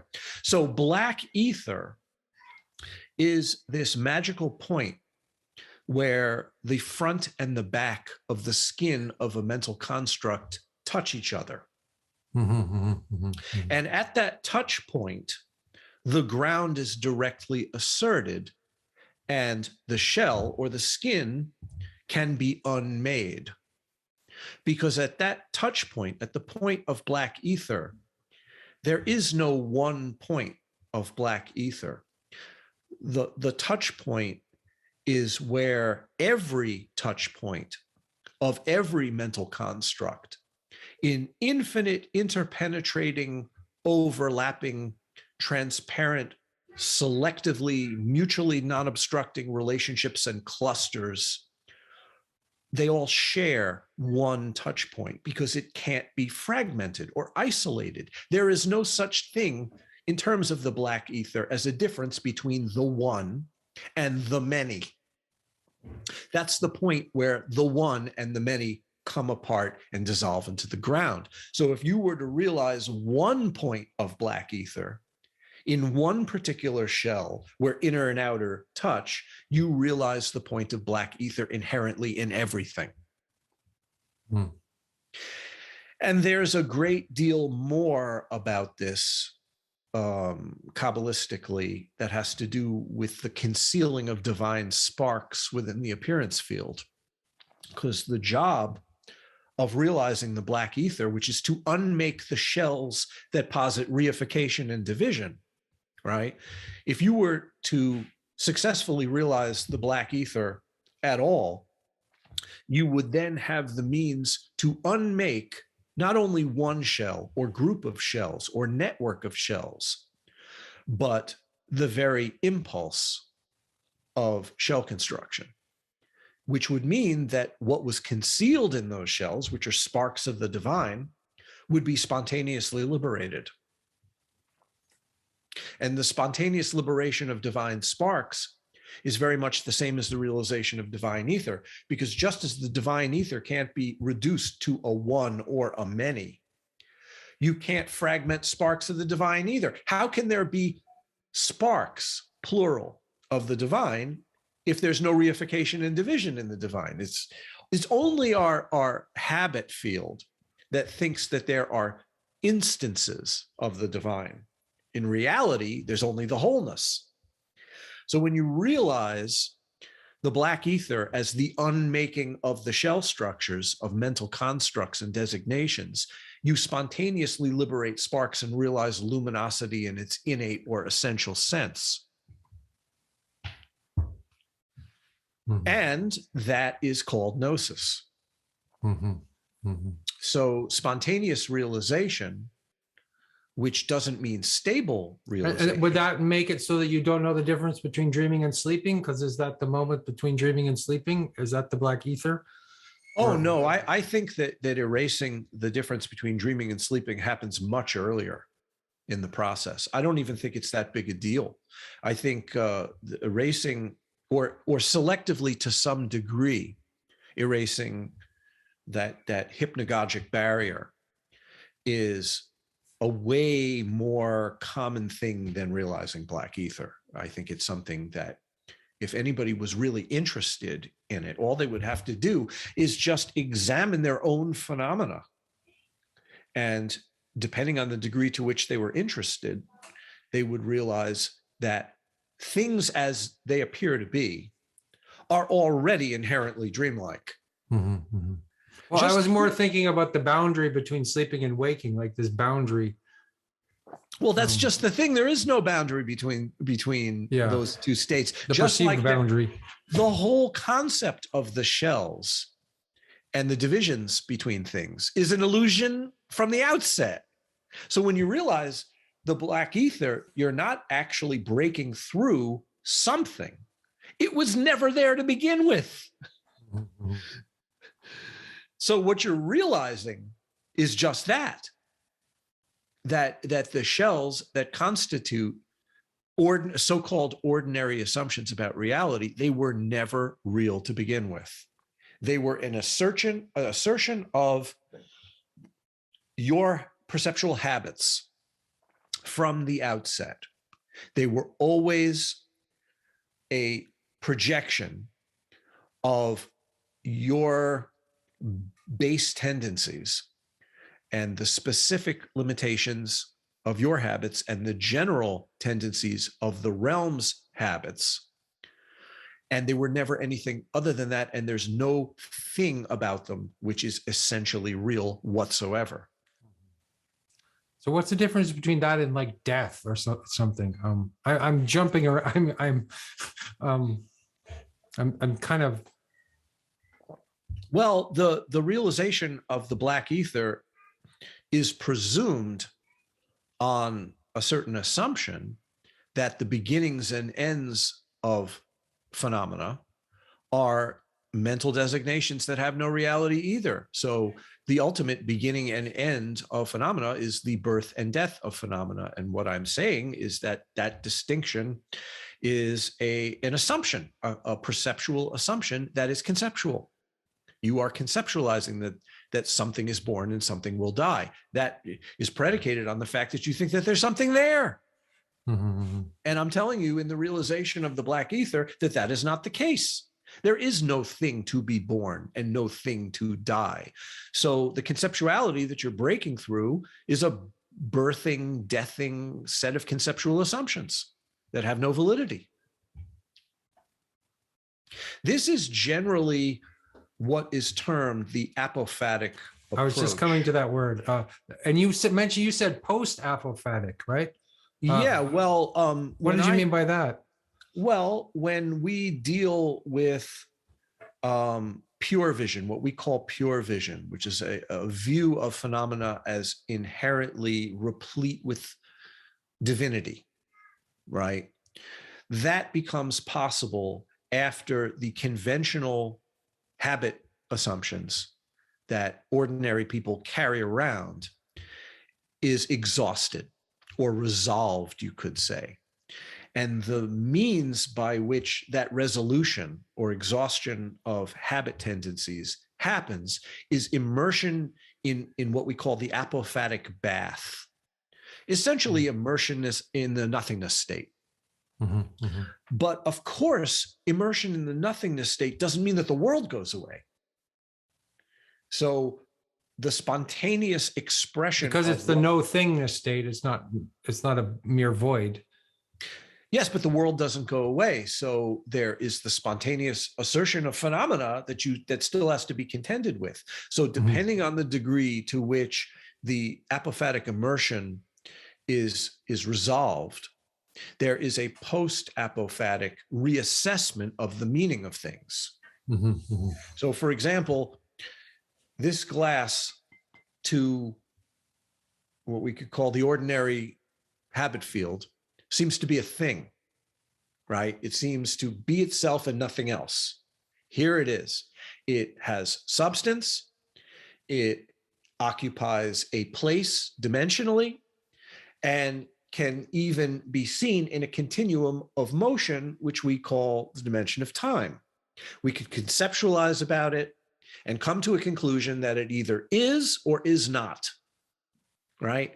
Those 5 categories, substance, dimension, time, concept, and beingness, are the markers of what we call ordinary reification. That's how phenomena is reified. It's reified in that way. Something exists somewhere at some time. It's conceptualized, and the determination is made whether it is or is not. The black ether is the coming apart of all of those assumptions, but yet the phenomena persists. On the other side of the dissolution of those assumptions, we have those very same qualities asserting themselves with new meaning. Substance becomes substancelessness. Dimension becomes non-dimensionality, right? Temporality becomes atemporality. Conceptuality becomes non-conceptuality. And the very root, which is being or not being, becomes something utterly incomprehensible, which that's the root of the other 4. Phenomena can still be presented, but its meaning is now magical on the visionary level. And this is what we call pure view or pure vision. It's the assertion of the ground through phenomena and not in spite of it.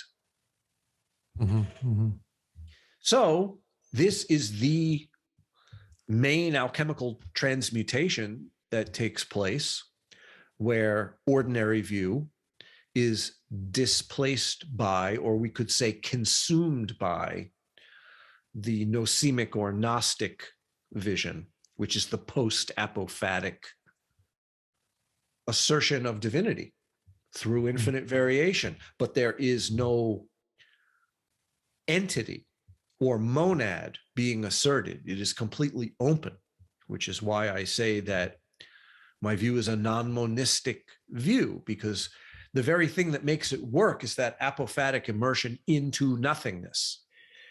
That completely belies the assumption that all things are one as a monad.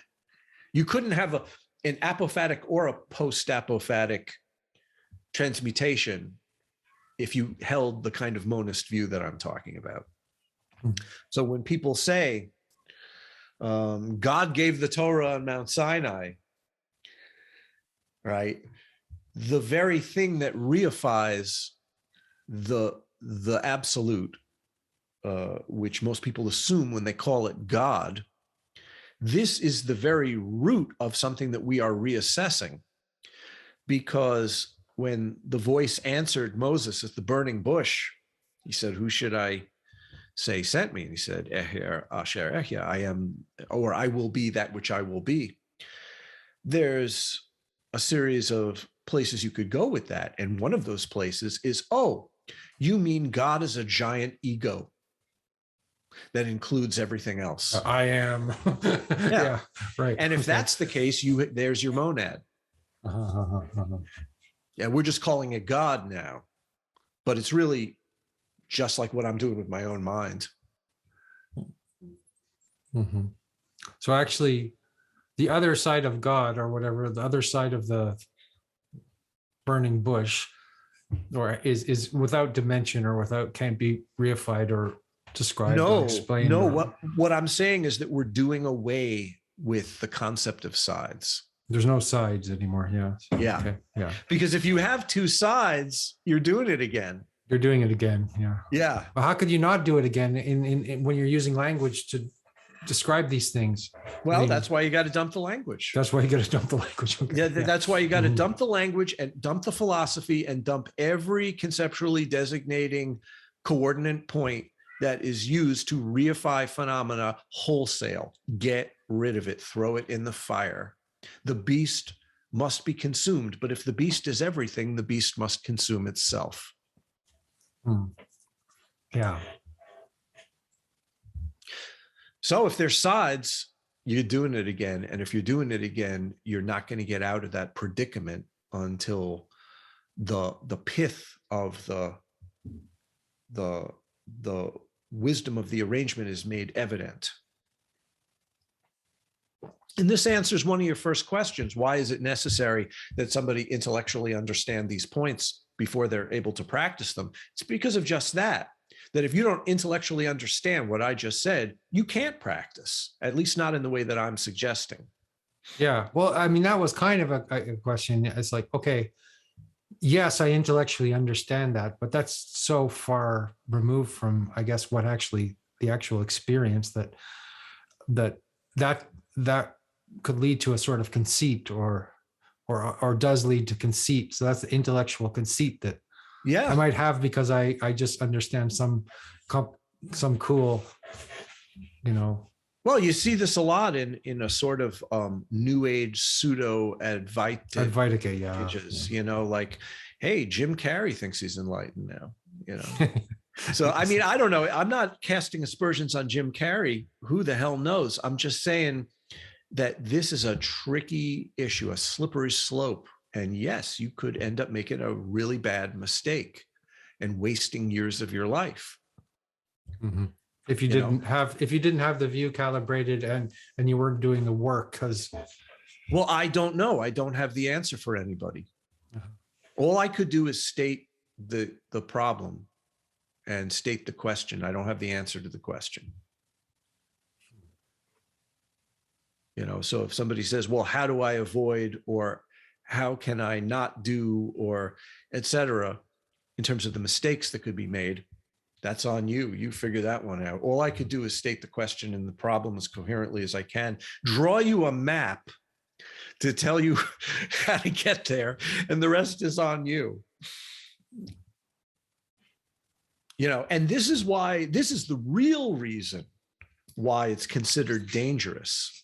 Not because somebody might drink some mercury or do some crazy shenanigans or whatever the fuck they want to do. The real reason why it's dangerous is because you could waste your time.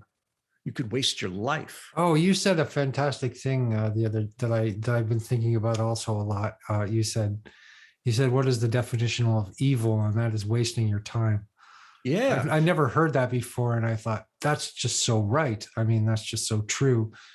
In my own life, when I'm involved in evil, I'm just wasting my time, right? Well, it's wrong paths, lesser concerns. If you get scooped up into lesser concerns, the life force that is spent there is not redeemable. It's gone, and you need a lot of life force to practice the path. You need a lot. And the older we get, less we have. Wasting time is serious business. Wasting time is like a real, you could blow your shot. You could completely blow your shot with a misspent life. Yeah. And what a sad thing. Then you would pass from the circumstance in which you find yourself into some other circumstance, and maybe that whatever it would turn into might not be conducive to practice at all. I'm talking here about death, like physical death. One way to look at it is, here you have this circumstance with a body mind, where if you're listening to me now, you could probably practice. Anybody listening to this right now could probably practice to one extent or another. Mm-hmm. Later, maybe not. Well, I know I was in the hospital recently, and it was not so easy to practice when you're in the hospital and you're. There's always light. There's always sound and color. Yeah. There's always phenomena. As long as there's phenomena, you could practice. Yeah. Right. That's a good thing to remember. Yeah. If you are in love with the divine and there is phenomena, you can practice. If you're not, then you're not. Because a lot of people would like to be in love with the divine, but they also love a bunch of other stuff, and it could be, Well, you love your wife, right? I mean, and I love my wife, but my wife is an expression of the divine. Right. I mean, if the love I feel for my wife is, but you're dividing other stuff from the divine. There's divine, and then there's other stuff. That would be the problem, wouldn't it? Would be dividing other stuff from the divine. Yeah. Oh, reification and division is the problem. Either we're doing that or we're not doing that, or we're doing it to one degree or another, I should say. No, I absolutely think love is love, and if you love your kids or you love your spouse, if you are expressing love is inherently divine by its very nature. So if you have that understanding, then you could love beer. Beer. And it's the divine. Right. But if you don't have that, telling yourself that the beer is the divine ain't going to work for you. Yeah. So there's a huge difference. You're a pseudo-tantric practitioner or something. There's a huge difference between telling yourself a bunch of lies that deep down are not true about the nature of reality and the real thing.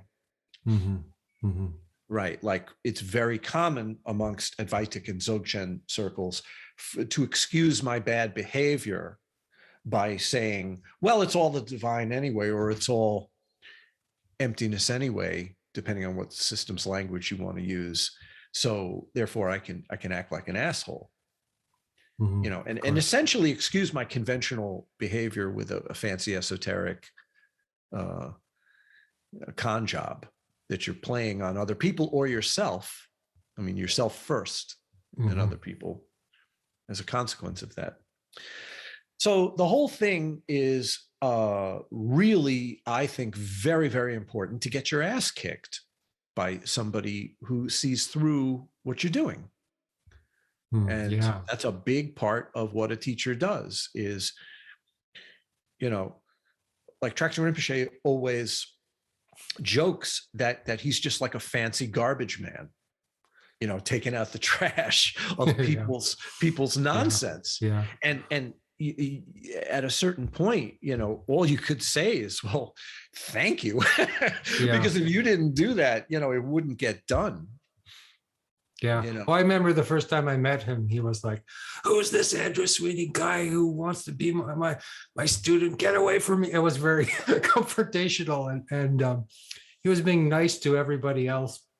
But he was really, I think he maybe knew that I wanted to be a student, but he was being very harsh with me and kind to everybody else. And by the end of the weekend, I felt like I had been had the shit kicked out of me or something, but he let me do the Nundro, and that was the best thing ever. But there's a famous story about Nisargadatta Maharaj where he was answering questions, as he always did, in his little cigarette shop in Bombay. And somebody asked him, well, in your system, what is the role of compassion? Do you deal with or express compassion in your system? And his response is, well, I'm talking to you, aren't I? Yeah, right. Sure. So, if you think about that, it's really kind of mind-blowing, because if somebody is in a teaching role to a certain extent, they're taking out the trash. They don't have to talk to you. Yeah. Right? So if that's a compassionate. Yeah. Also, I walked in the room to meet him and he walked right out. Things like that he was doing to me like all weekend. And it was beautiful. It was like, okay. I mean, I also had the sense that I was in the presence of somebody who knew what they were doing. Like I've never met anybody before. So you wouldn't take that kind of behavior from just an ordinary, Well, person. he's very, very patient. So, he expresses, it's impossible to tell what he's doing in any given moment because Right. there's Yeah, so it many almost feels variables. awkward to talk about it or yeah. Yeah, you can't track it. You can't track it. Right. It's untrackable. But the thing about it is that if you have a bond or a relationship with a teacher like that, or any teacher for that matter, that's not even 50%. That's just the spark. The rest is on you for follow through. Follow through is the thing, not being connected to this or that teacher or system or whatever. It's follow through. That's the whole thing, is the follow through. And if anybody lets their guard down, if the ball gets dropped, it's you. It's on you. Always, always, always. So it's just a matter of whether those lesser concerns become important or not. And if they do, if the lesser concerns become important, if your kids or your wife become real entities that you start to consider as real entities and you drop the view, love for them cannot function as love for the divine. That makes sense. Yeah. That's why it's post-apophatic. Marriages there's a lot of suffering in marriages, it seems like. Well, a long time ago, I asked Tracting Rinpoche, the simple question that. And I have a good marriage, I should say, but I even think that there's a lot of suffering in any marriage. Or, sorry to interrupt. No, I was just saying, I asked Tracting Rinpoche the standard question, how do you know if somebody's stable in their realization? How do you know if they're enlightened? It's the question that everybody asks all the time. And the answer is really simple. Either they suffer or they don't. If you have stable realization, you don't suffer, period. If you still suffer, there's more work to do. And I don't have stable realization and I suffer. So there's my answer. Yeah. Yes. Yeah. More work to do. If somebody suffers, they're on the path. There's post-path. The only two options. Well, there's not caring at all about, the whole issue, which is, I guess, a third option. The conventional one. The nihilistic materialism is the view of our culture and our institutions and our it's the view of academia. Yeah. So on that level, there is no discussion of any of this, nor is it taken seriously. And this is what I encountered when I had my last show in a gallery. It's like this particular place and time to put my work, my maps of the divine in public in Chelsea and Manhattan and New York art world was demeaning. It ultimately became demeaning to participate in this culture. So I just realized that taking myself out of it was the only option. Yeah. My friend Alexander Bard has this term called exodology, which I like. It's like you have to exit the culture in some kind of a way. I guess that could be another trap as well, but. Well, opting out of the culture requires that follow through that we talked about, because if you don't have a valid follow through and you exit the culture, you are at that point by default going to be mentally ill. Because you're against everyone and everything. That's an important point. And you're point. Still, you're defining you're defining yourself and your enemy. I mean, you can't get any more dualistic than that. Right. So if you opt out incorrectly, you could make a horrible mistake. Yeah. But if you opt out with real joy based on love of the divine, you have the disease, but you have the medicine built into the disease. If you just have the disease, that's not good. So opting out of the culture is serious business. It's not a casual assertion of identity. It's not the hobby that you think. It's not the hobby of the week. Right. It could get you into enormous trouble. Yeah. Yeah. Because before I really took that stance, before I clearly articulated to myself what connection with the culture was actually doing to my life, I had constant friction that was unassessed properly. You mean friction between you and the culture, like just painful contact, or yeah, with people and with the world and well, no, not so much with, well, yeah, with people too, but mostly with the value system of the culture. Mm-hmm. You know, the prevailing value system in view of the culture, which is nihilistic materialism, was at direct odds with everything. And it was just so profoundly sad. And also with people too, because until I really resolved it, I just acted like an asshole all the time. Mm-hmm. Mm-hmm. Mm-hmm. You know, because I'm not really socialized, you know, from the outset. I'm coming from a very antisocial place naturally because of my upbringing. You know, I was sent to a place as a small child where I was there for like basically, it was a day school kind of thing, but I was there for my entire childhood. Most of the other kids in this place were retarded. So, Wow. So I was there because of, antisocial disposition that I had, like I've always had. It's trouble. So you've managed to turn that anti-social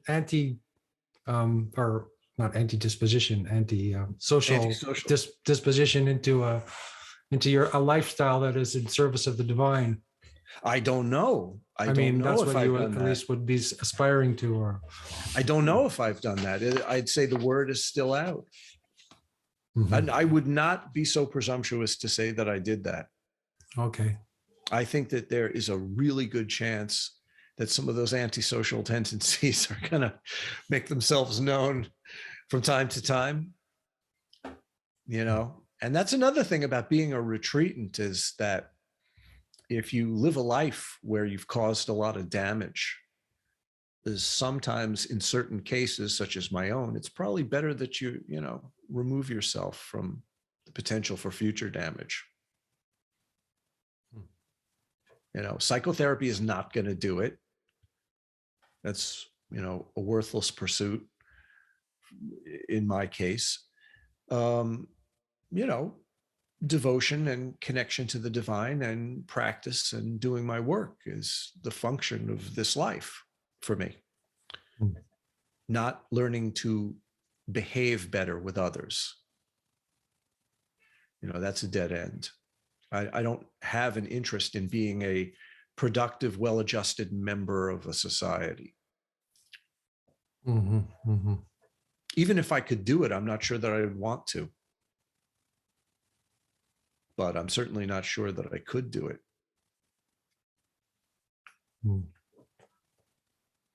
But, well, thanks for being so. Thank you for being so personal about. I mean, even though you don't believe in the person, and but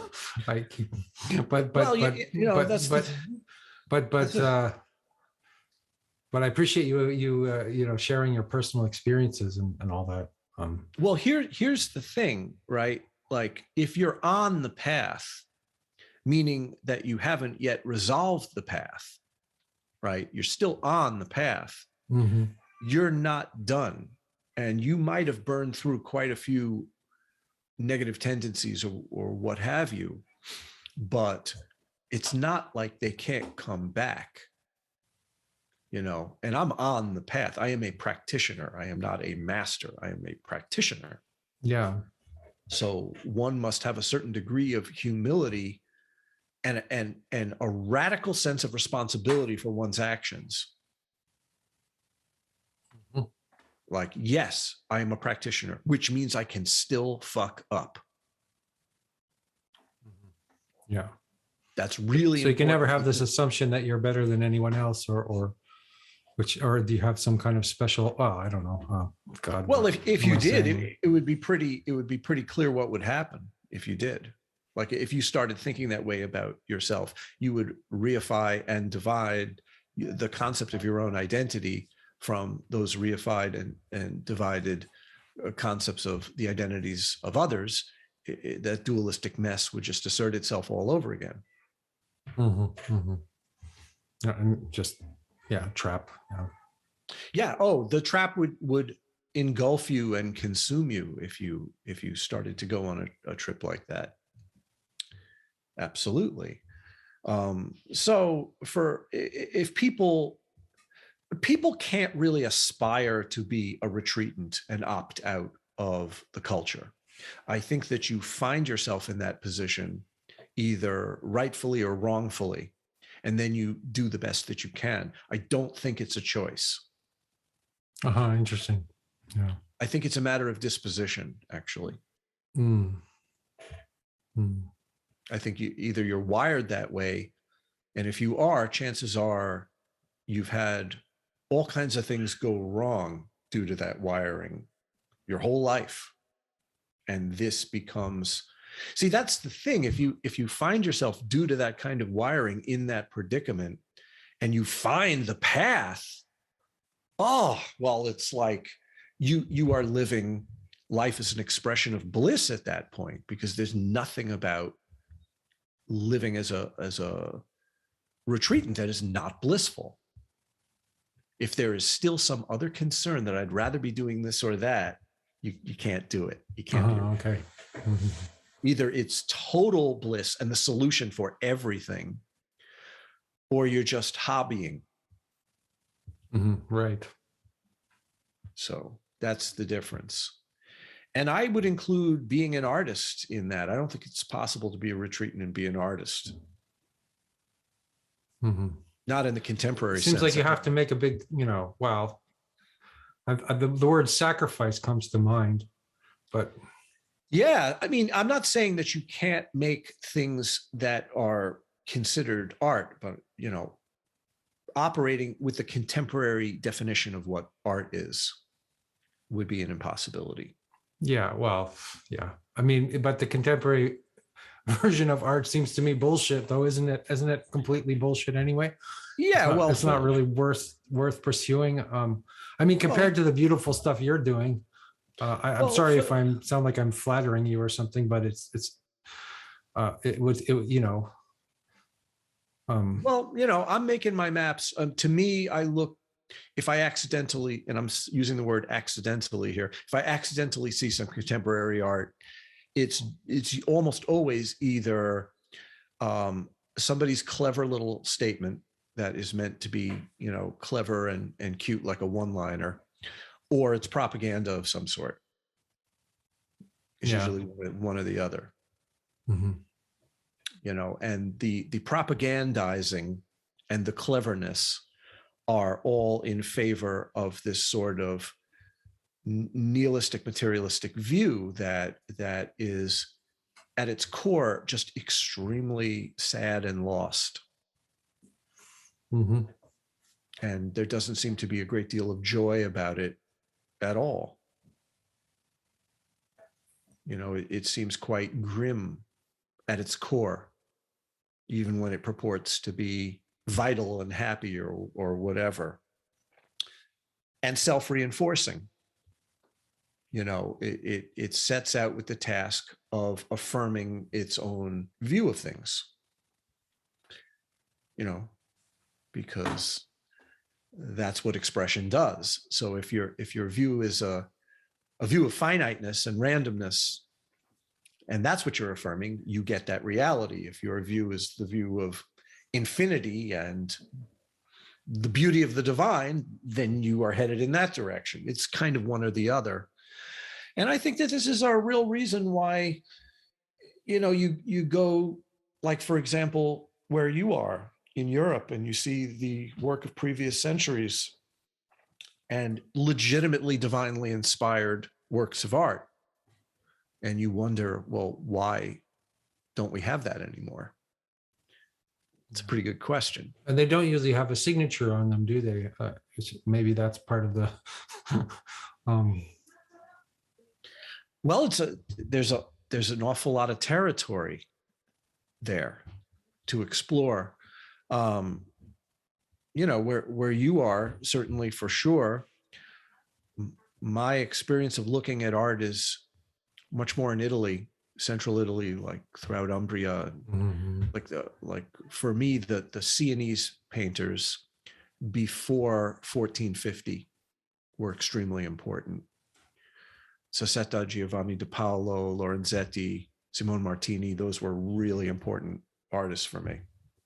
Digesting the kind of space that existed before the so-called discovery of perspective in the Renaissance.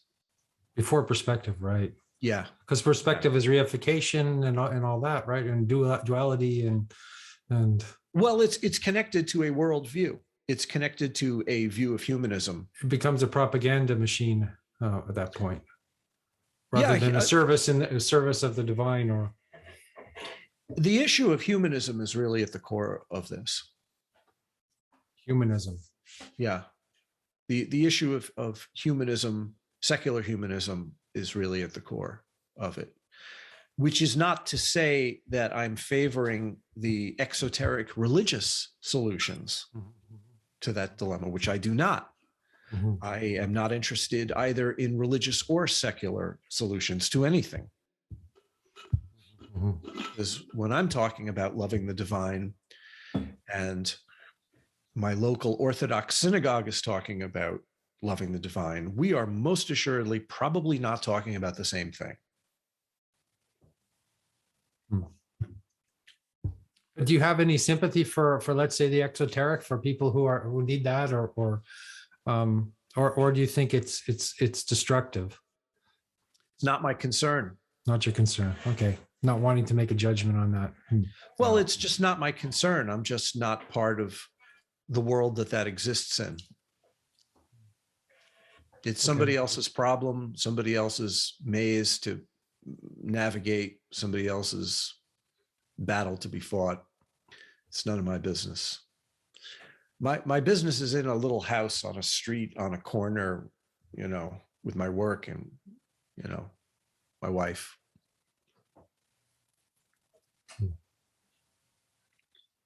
I mean, I like to drink coffee.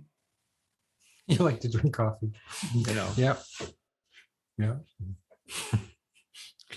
So hopefully some of this made sense to some of the people who are watching it. I don't know what your audience is like. I think,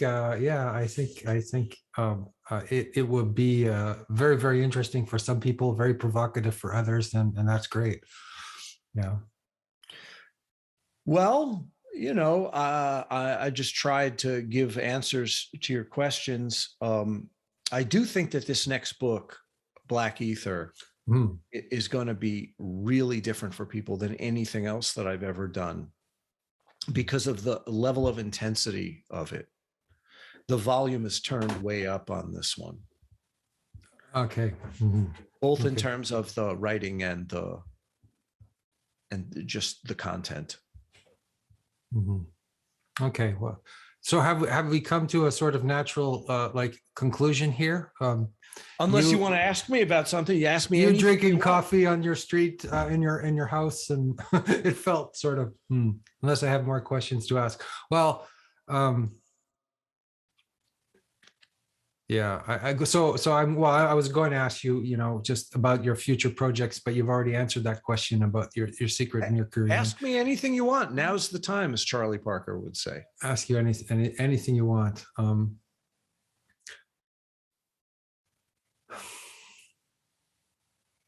Well, geez, anything I want. Anything I want. Well, maybe one last question, and what I want to hear. I want to hear another story about Tractor Kepa and your encounter with him. That's what I really want to hear. All right, Tractor Rinpoche has been just so ridiculously patient and nice to me in my life. Here's a good story that tells you kind of where he's at in relation to me, and kind of reflection of how I'm wired. He's known as a wrathful Lama, Yes, for the most part, and that involves provoking people into change and reassessment of many of their most firmly held foundational parts of their psyche and their character, and the armor of their character. And he provokes people wrathfully in a way which is not gentle, right? And a lot of this, the closer you are to him and his really close students, he can really lay into people and provoke them, even by saying things that aren't even true, just prodding and poking. And if you didn't know him and what he was doing, you'd think that he was saying these abusive things, which is not the case, because these are teaching tools. So one time he says to me, we're sitting there, and he said, "You ever wonder, Mr. Smith, why I don't do that to you?" And I said, "Well, is it because I'm too fragile and I couldn't take it?" And he started laughing. He's like, "You're not that fragile." He said, I don't do it to you because it wouldn't work." Now, I don't know why it wouldn't work, but something about that methodology doesn't go with this wiring. So I thought about that. So he's incredibly kind to you, and instead of being incredibly fierce to somebody else, or yeah, he's never not kind. Well, I would. His fierceness is. I should qualify it to say his fierceness is always has a kind result. Yeah, but even within that, the mode of expression of him to me is always like conventionally kind and conventionally nice. He's never. He expresses wrath to me, but in a way that is so far away from the way he is to other people. It's like he's just incredibly nice to me and good to me. And that's how it's been for 27 years, even when I was a jerk out there, which I've been many, many times. And, I have my little hut out there where I come and go. I'm never expected to basically do anything or help with anything. Because they're all working, they're all busy working. It's a working community. They work hard. And I'm just like a bum that blows through town. And he just lets you hang around. Right. And the question is always like, what the fuck is up with this guy? Like meaning me. And it infuriates people from time to time, my presence there and how I'm afforded, all this attention and whatnot. And I don't really have an answer for it. It's certainly weird, being put in that or having that position made available to me. It's a very odd, one of a kind of relationship that I have with that community, where I'm the only one doing this. They're all Vajrayana practitioners. Right. I'm the only one that is not a Vajrayana practitioner.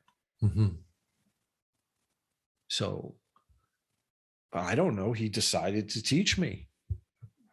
That's all I could say. It's like, I'm lucky.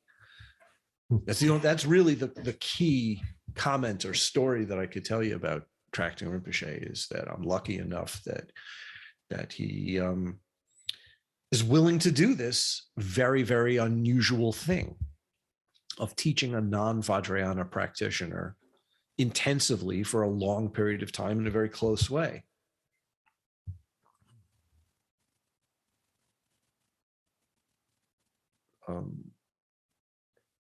I guess the reason he does it is because I really don't care about anything else. I don't have other interests. That much I could say. I don't have other interests. Which is why I could talk to you for another 3 hours if we're talking about this subject. Yeah, I get the feeling. Yeah, I get the feeling that whatever end that we could have in this conversation would be somewhat unnatural. Yeah, ask me anything you want. I mean, you know, anything you want, you could ask me. And I don't care what it is. Well, you're friends with Greg, and I was wondering about you and Greg, and I was wondering if we could have a conversation sometime, the three of us. That came up this morning, if that might be of interest. Greg is thing to do. He's a really busy guy. He's a busy guy. Eh? So you would have to take that up with him. It's fine with me. The thing about Greg that is most distinctive is his overwhelming seriousness about his work. This is a guy who is not screwing around. Mm-hmm. He is down to business, and he does a lot. He's a very serious person as a practitioner and in everything he does. And he's really wired to be like a true hermit mystic. He couldn't not be. Mm-hmm. Sure. But very different than I would be, you know, because I think that the crazy antics of my life are they seem as if they might be random or frivolous or weird or crazy. Greg's like the opposite. He's like a laser beam. He's extremely conscientious and maybe. Yeah. He's doing a good job. Mm-hmm. Mm-hmm. You know, whereas you look at my life and you'd really wonder what kind of job I'm doing or what I'm even trying to be doing, you know, from year to year. Mm-hmm. You know, I'll tell you, it's just a really good thing that I found this work. Because if I didn't have this work, I would have literally nothing. And I mean that in the bad sense of nothing. The bad sense of nothing. Yeah, sure. Yeah. Mm-hmm. Yeah. So you guys are just maybe different energetic expressions of. Yeah, it's funny because we're like exactly the same, but from two opposite vectors. Right. In a lot of ways. Right. Me and Greg. And, right. You know, he's one of my best friends. And, you know, I met him through the Occult Personality podcast where he interviewed me quite early on, like really early on, like 2009, 2010. It was like even before my show at Kevin Morris. And we just stayed friends. And, you know, I invited him out to the GAR and he met Tracting Rinpoche and it took, and he became a very close student of Tracting Rinpoche's. Right. And he's full-time. He works for Tracting Rinpoche, you know, and he's got his family out there and he's full-time. He's the real deal. Mm-hmm. So yes, I would love to do a threefold conversation. Yeah, I think I'd like to hear you guys talk to each other, and I'd like to see what that would look like, and hopefully I could ask pertinent questions, and it would be illuminating for. Well, we love to argue. You like to argue? Oh, that's even better. Yeah. Well, I wouldn't exactly use the term argue. We love to disagree or take opposing points of view. Can you give me an example, like? Of how you would disagree? Yes. I love to argue with him about the upholding the nature of divine in experimental phenomenology. You know, and I'm a big fan of listening to atheists like Matt Dillahunty and Christopher Hitchens. Okay. And those guys. Not that I agree with everything they say, because I don't, but I find that the tendency to veer into religious propaganda for people who agree with my points of view gets unbearable and stifling. And I like to consider how the non-theistic view of mysticism and atheism could touch at some point, because I do believe that they could. I actually believe that there could be a form of mysticism coming in the future out of atheism that would be just as profound, but neither religious nor secular. And I talk with Greg about this all the time. And, his tendency is generally to defend religion. And I like to take the standpoint of defending atheism for the point of view of the conversation. Oh, I mean, we good. do this almost every day over chats. Huh. And it's fun. Huh. So you think there could be a tradition that would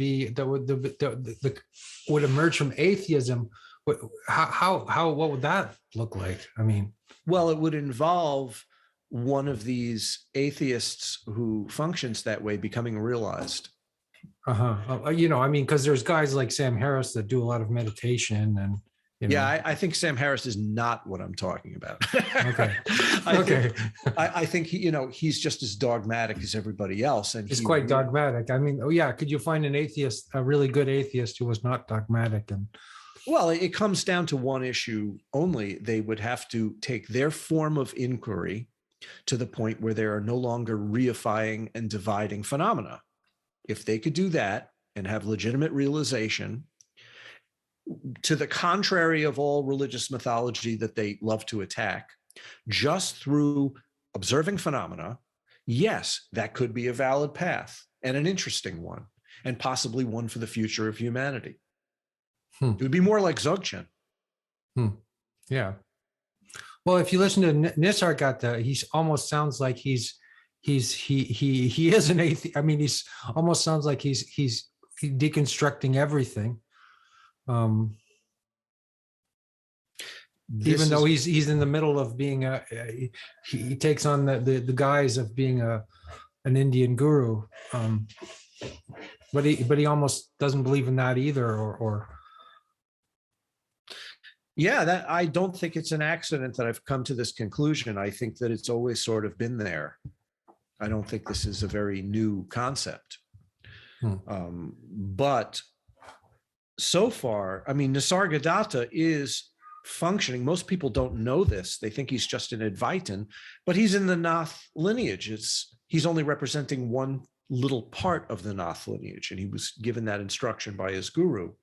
The Nath lineage is a tantric lineage that does all this, very elaborate sadhanas that he never talks about.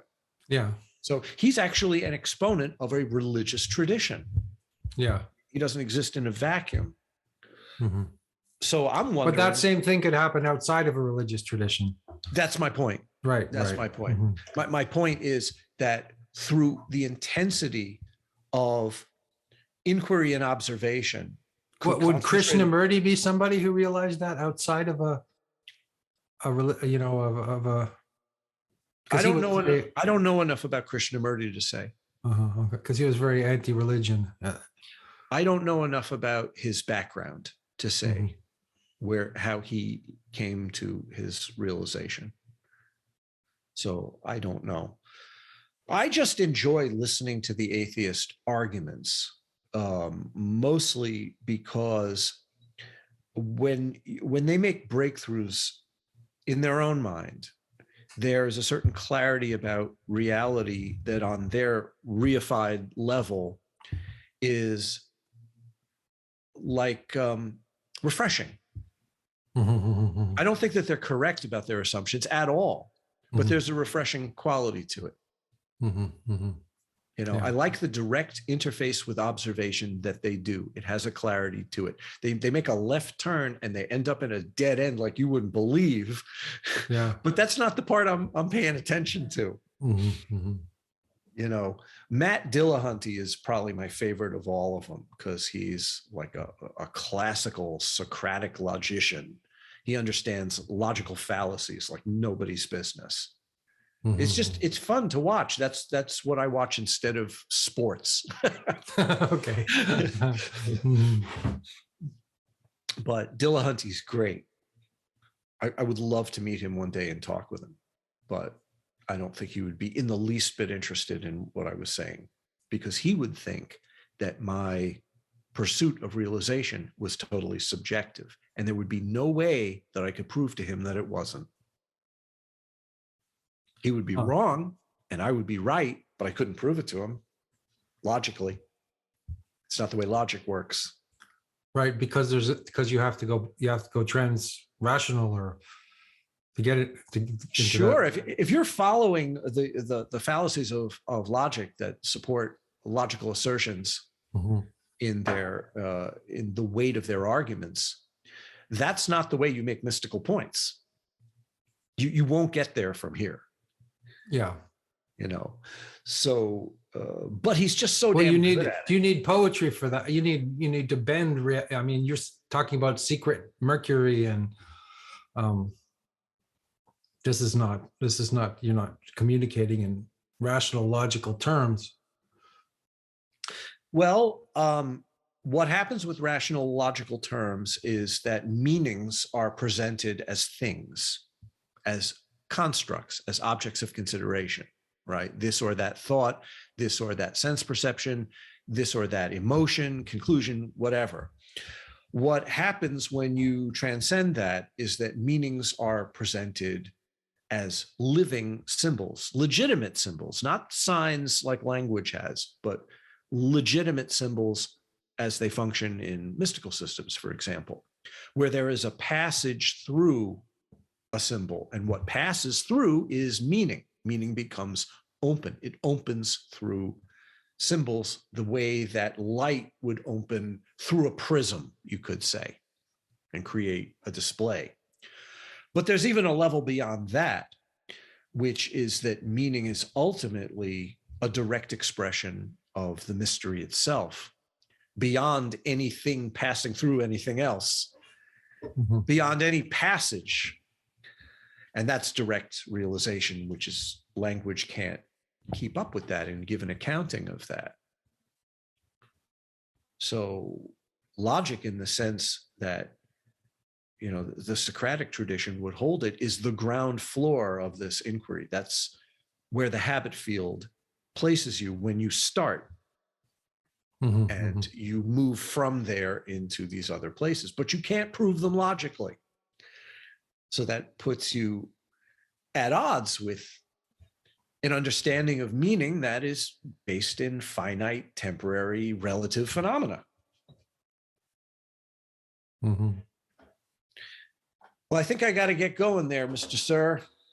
Well, thank you so much. This is one of the best conversations I've ever had in my life, probably. So. Oh, thank you. I loved it. That's such a nice compliment. Yeah. If indeed, I should say this to finish up, if indeed anybody's interested in my work, my wife runs a website and sells the books and the videos, and she runs everything. As a matter of fact, she wants me to go to the post office right now. Well, I was going to say also that the aesthetics of the website and everything that is done there by your wife is incredible as well. That's 100% her. I wouldn't be able to do any of that stuff. I would be a total basket case if left to my own devices. The fact that there are books and they are distributed is 100% Rachel. And, I'm waiting for the Rachel Smith fan club, because she really have to acknowledge the work that she does. I mean, it's everything except drawing the pictures and doing the writing. Yeah. Well, yeah. What comes out is extraordinary, I think. So yeah. Well, part of that is 30 years that she had in the publishing industry, working for Time. Oh, Life. Really? Wow. Well, yeah. That would explain some of it. Yeah. But, yeah. She was a graphic designer and an art director for 30 years in the industry. She's retired. And she knows what she's doing for books and print. That's what she did her whole life, books and print. And a lot of those publishing houses are gone. The industry basically collapsed. It's like the record industry. Sure. Right. It's like there's a vestige of it, but it's not what it was. That's what it is. So I got to take off, but thank you for this opportunity. Thanks so much. I very much enjoyed it. Me too. I loved it. Thank you so much again. Hey, do me a favor. Once you get this going, send me a link. Of course I will. Yeah. Okay. Have a good day. Good day. Good night. See ya.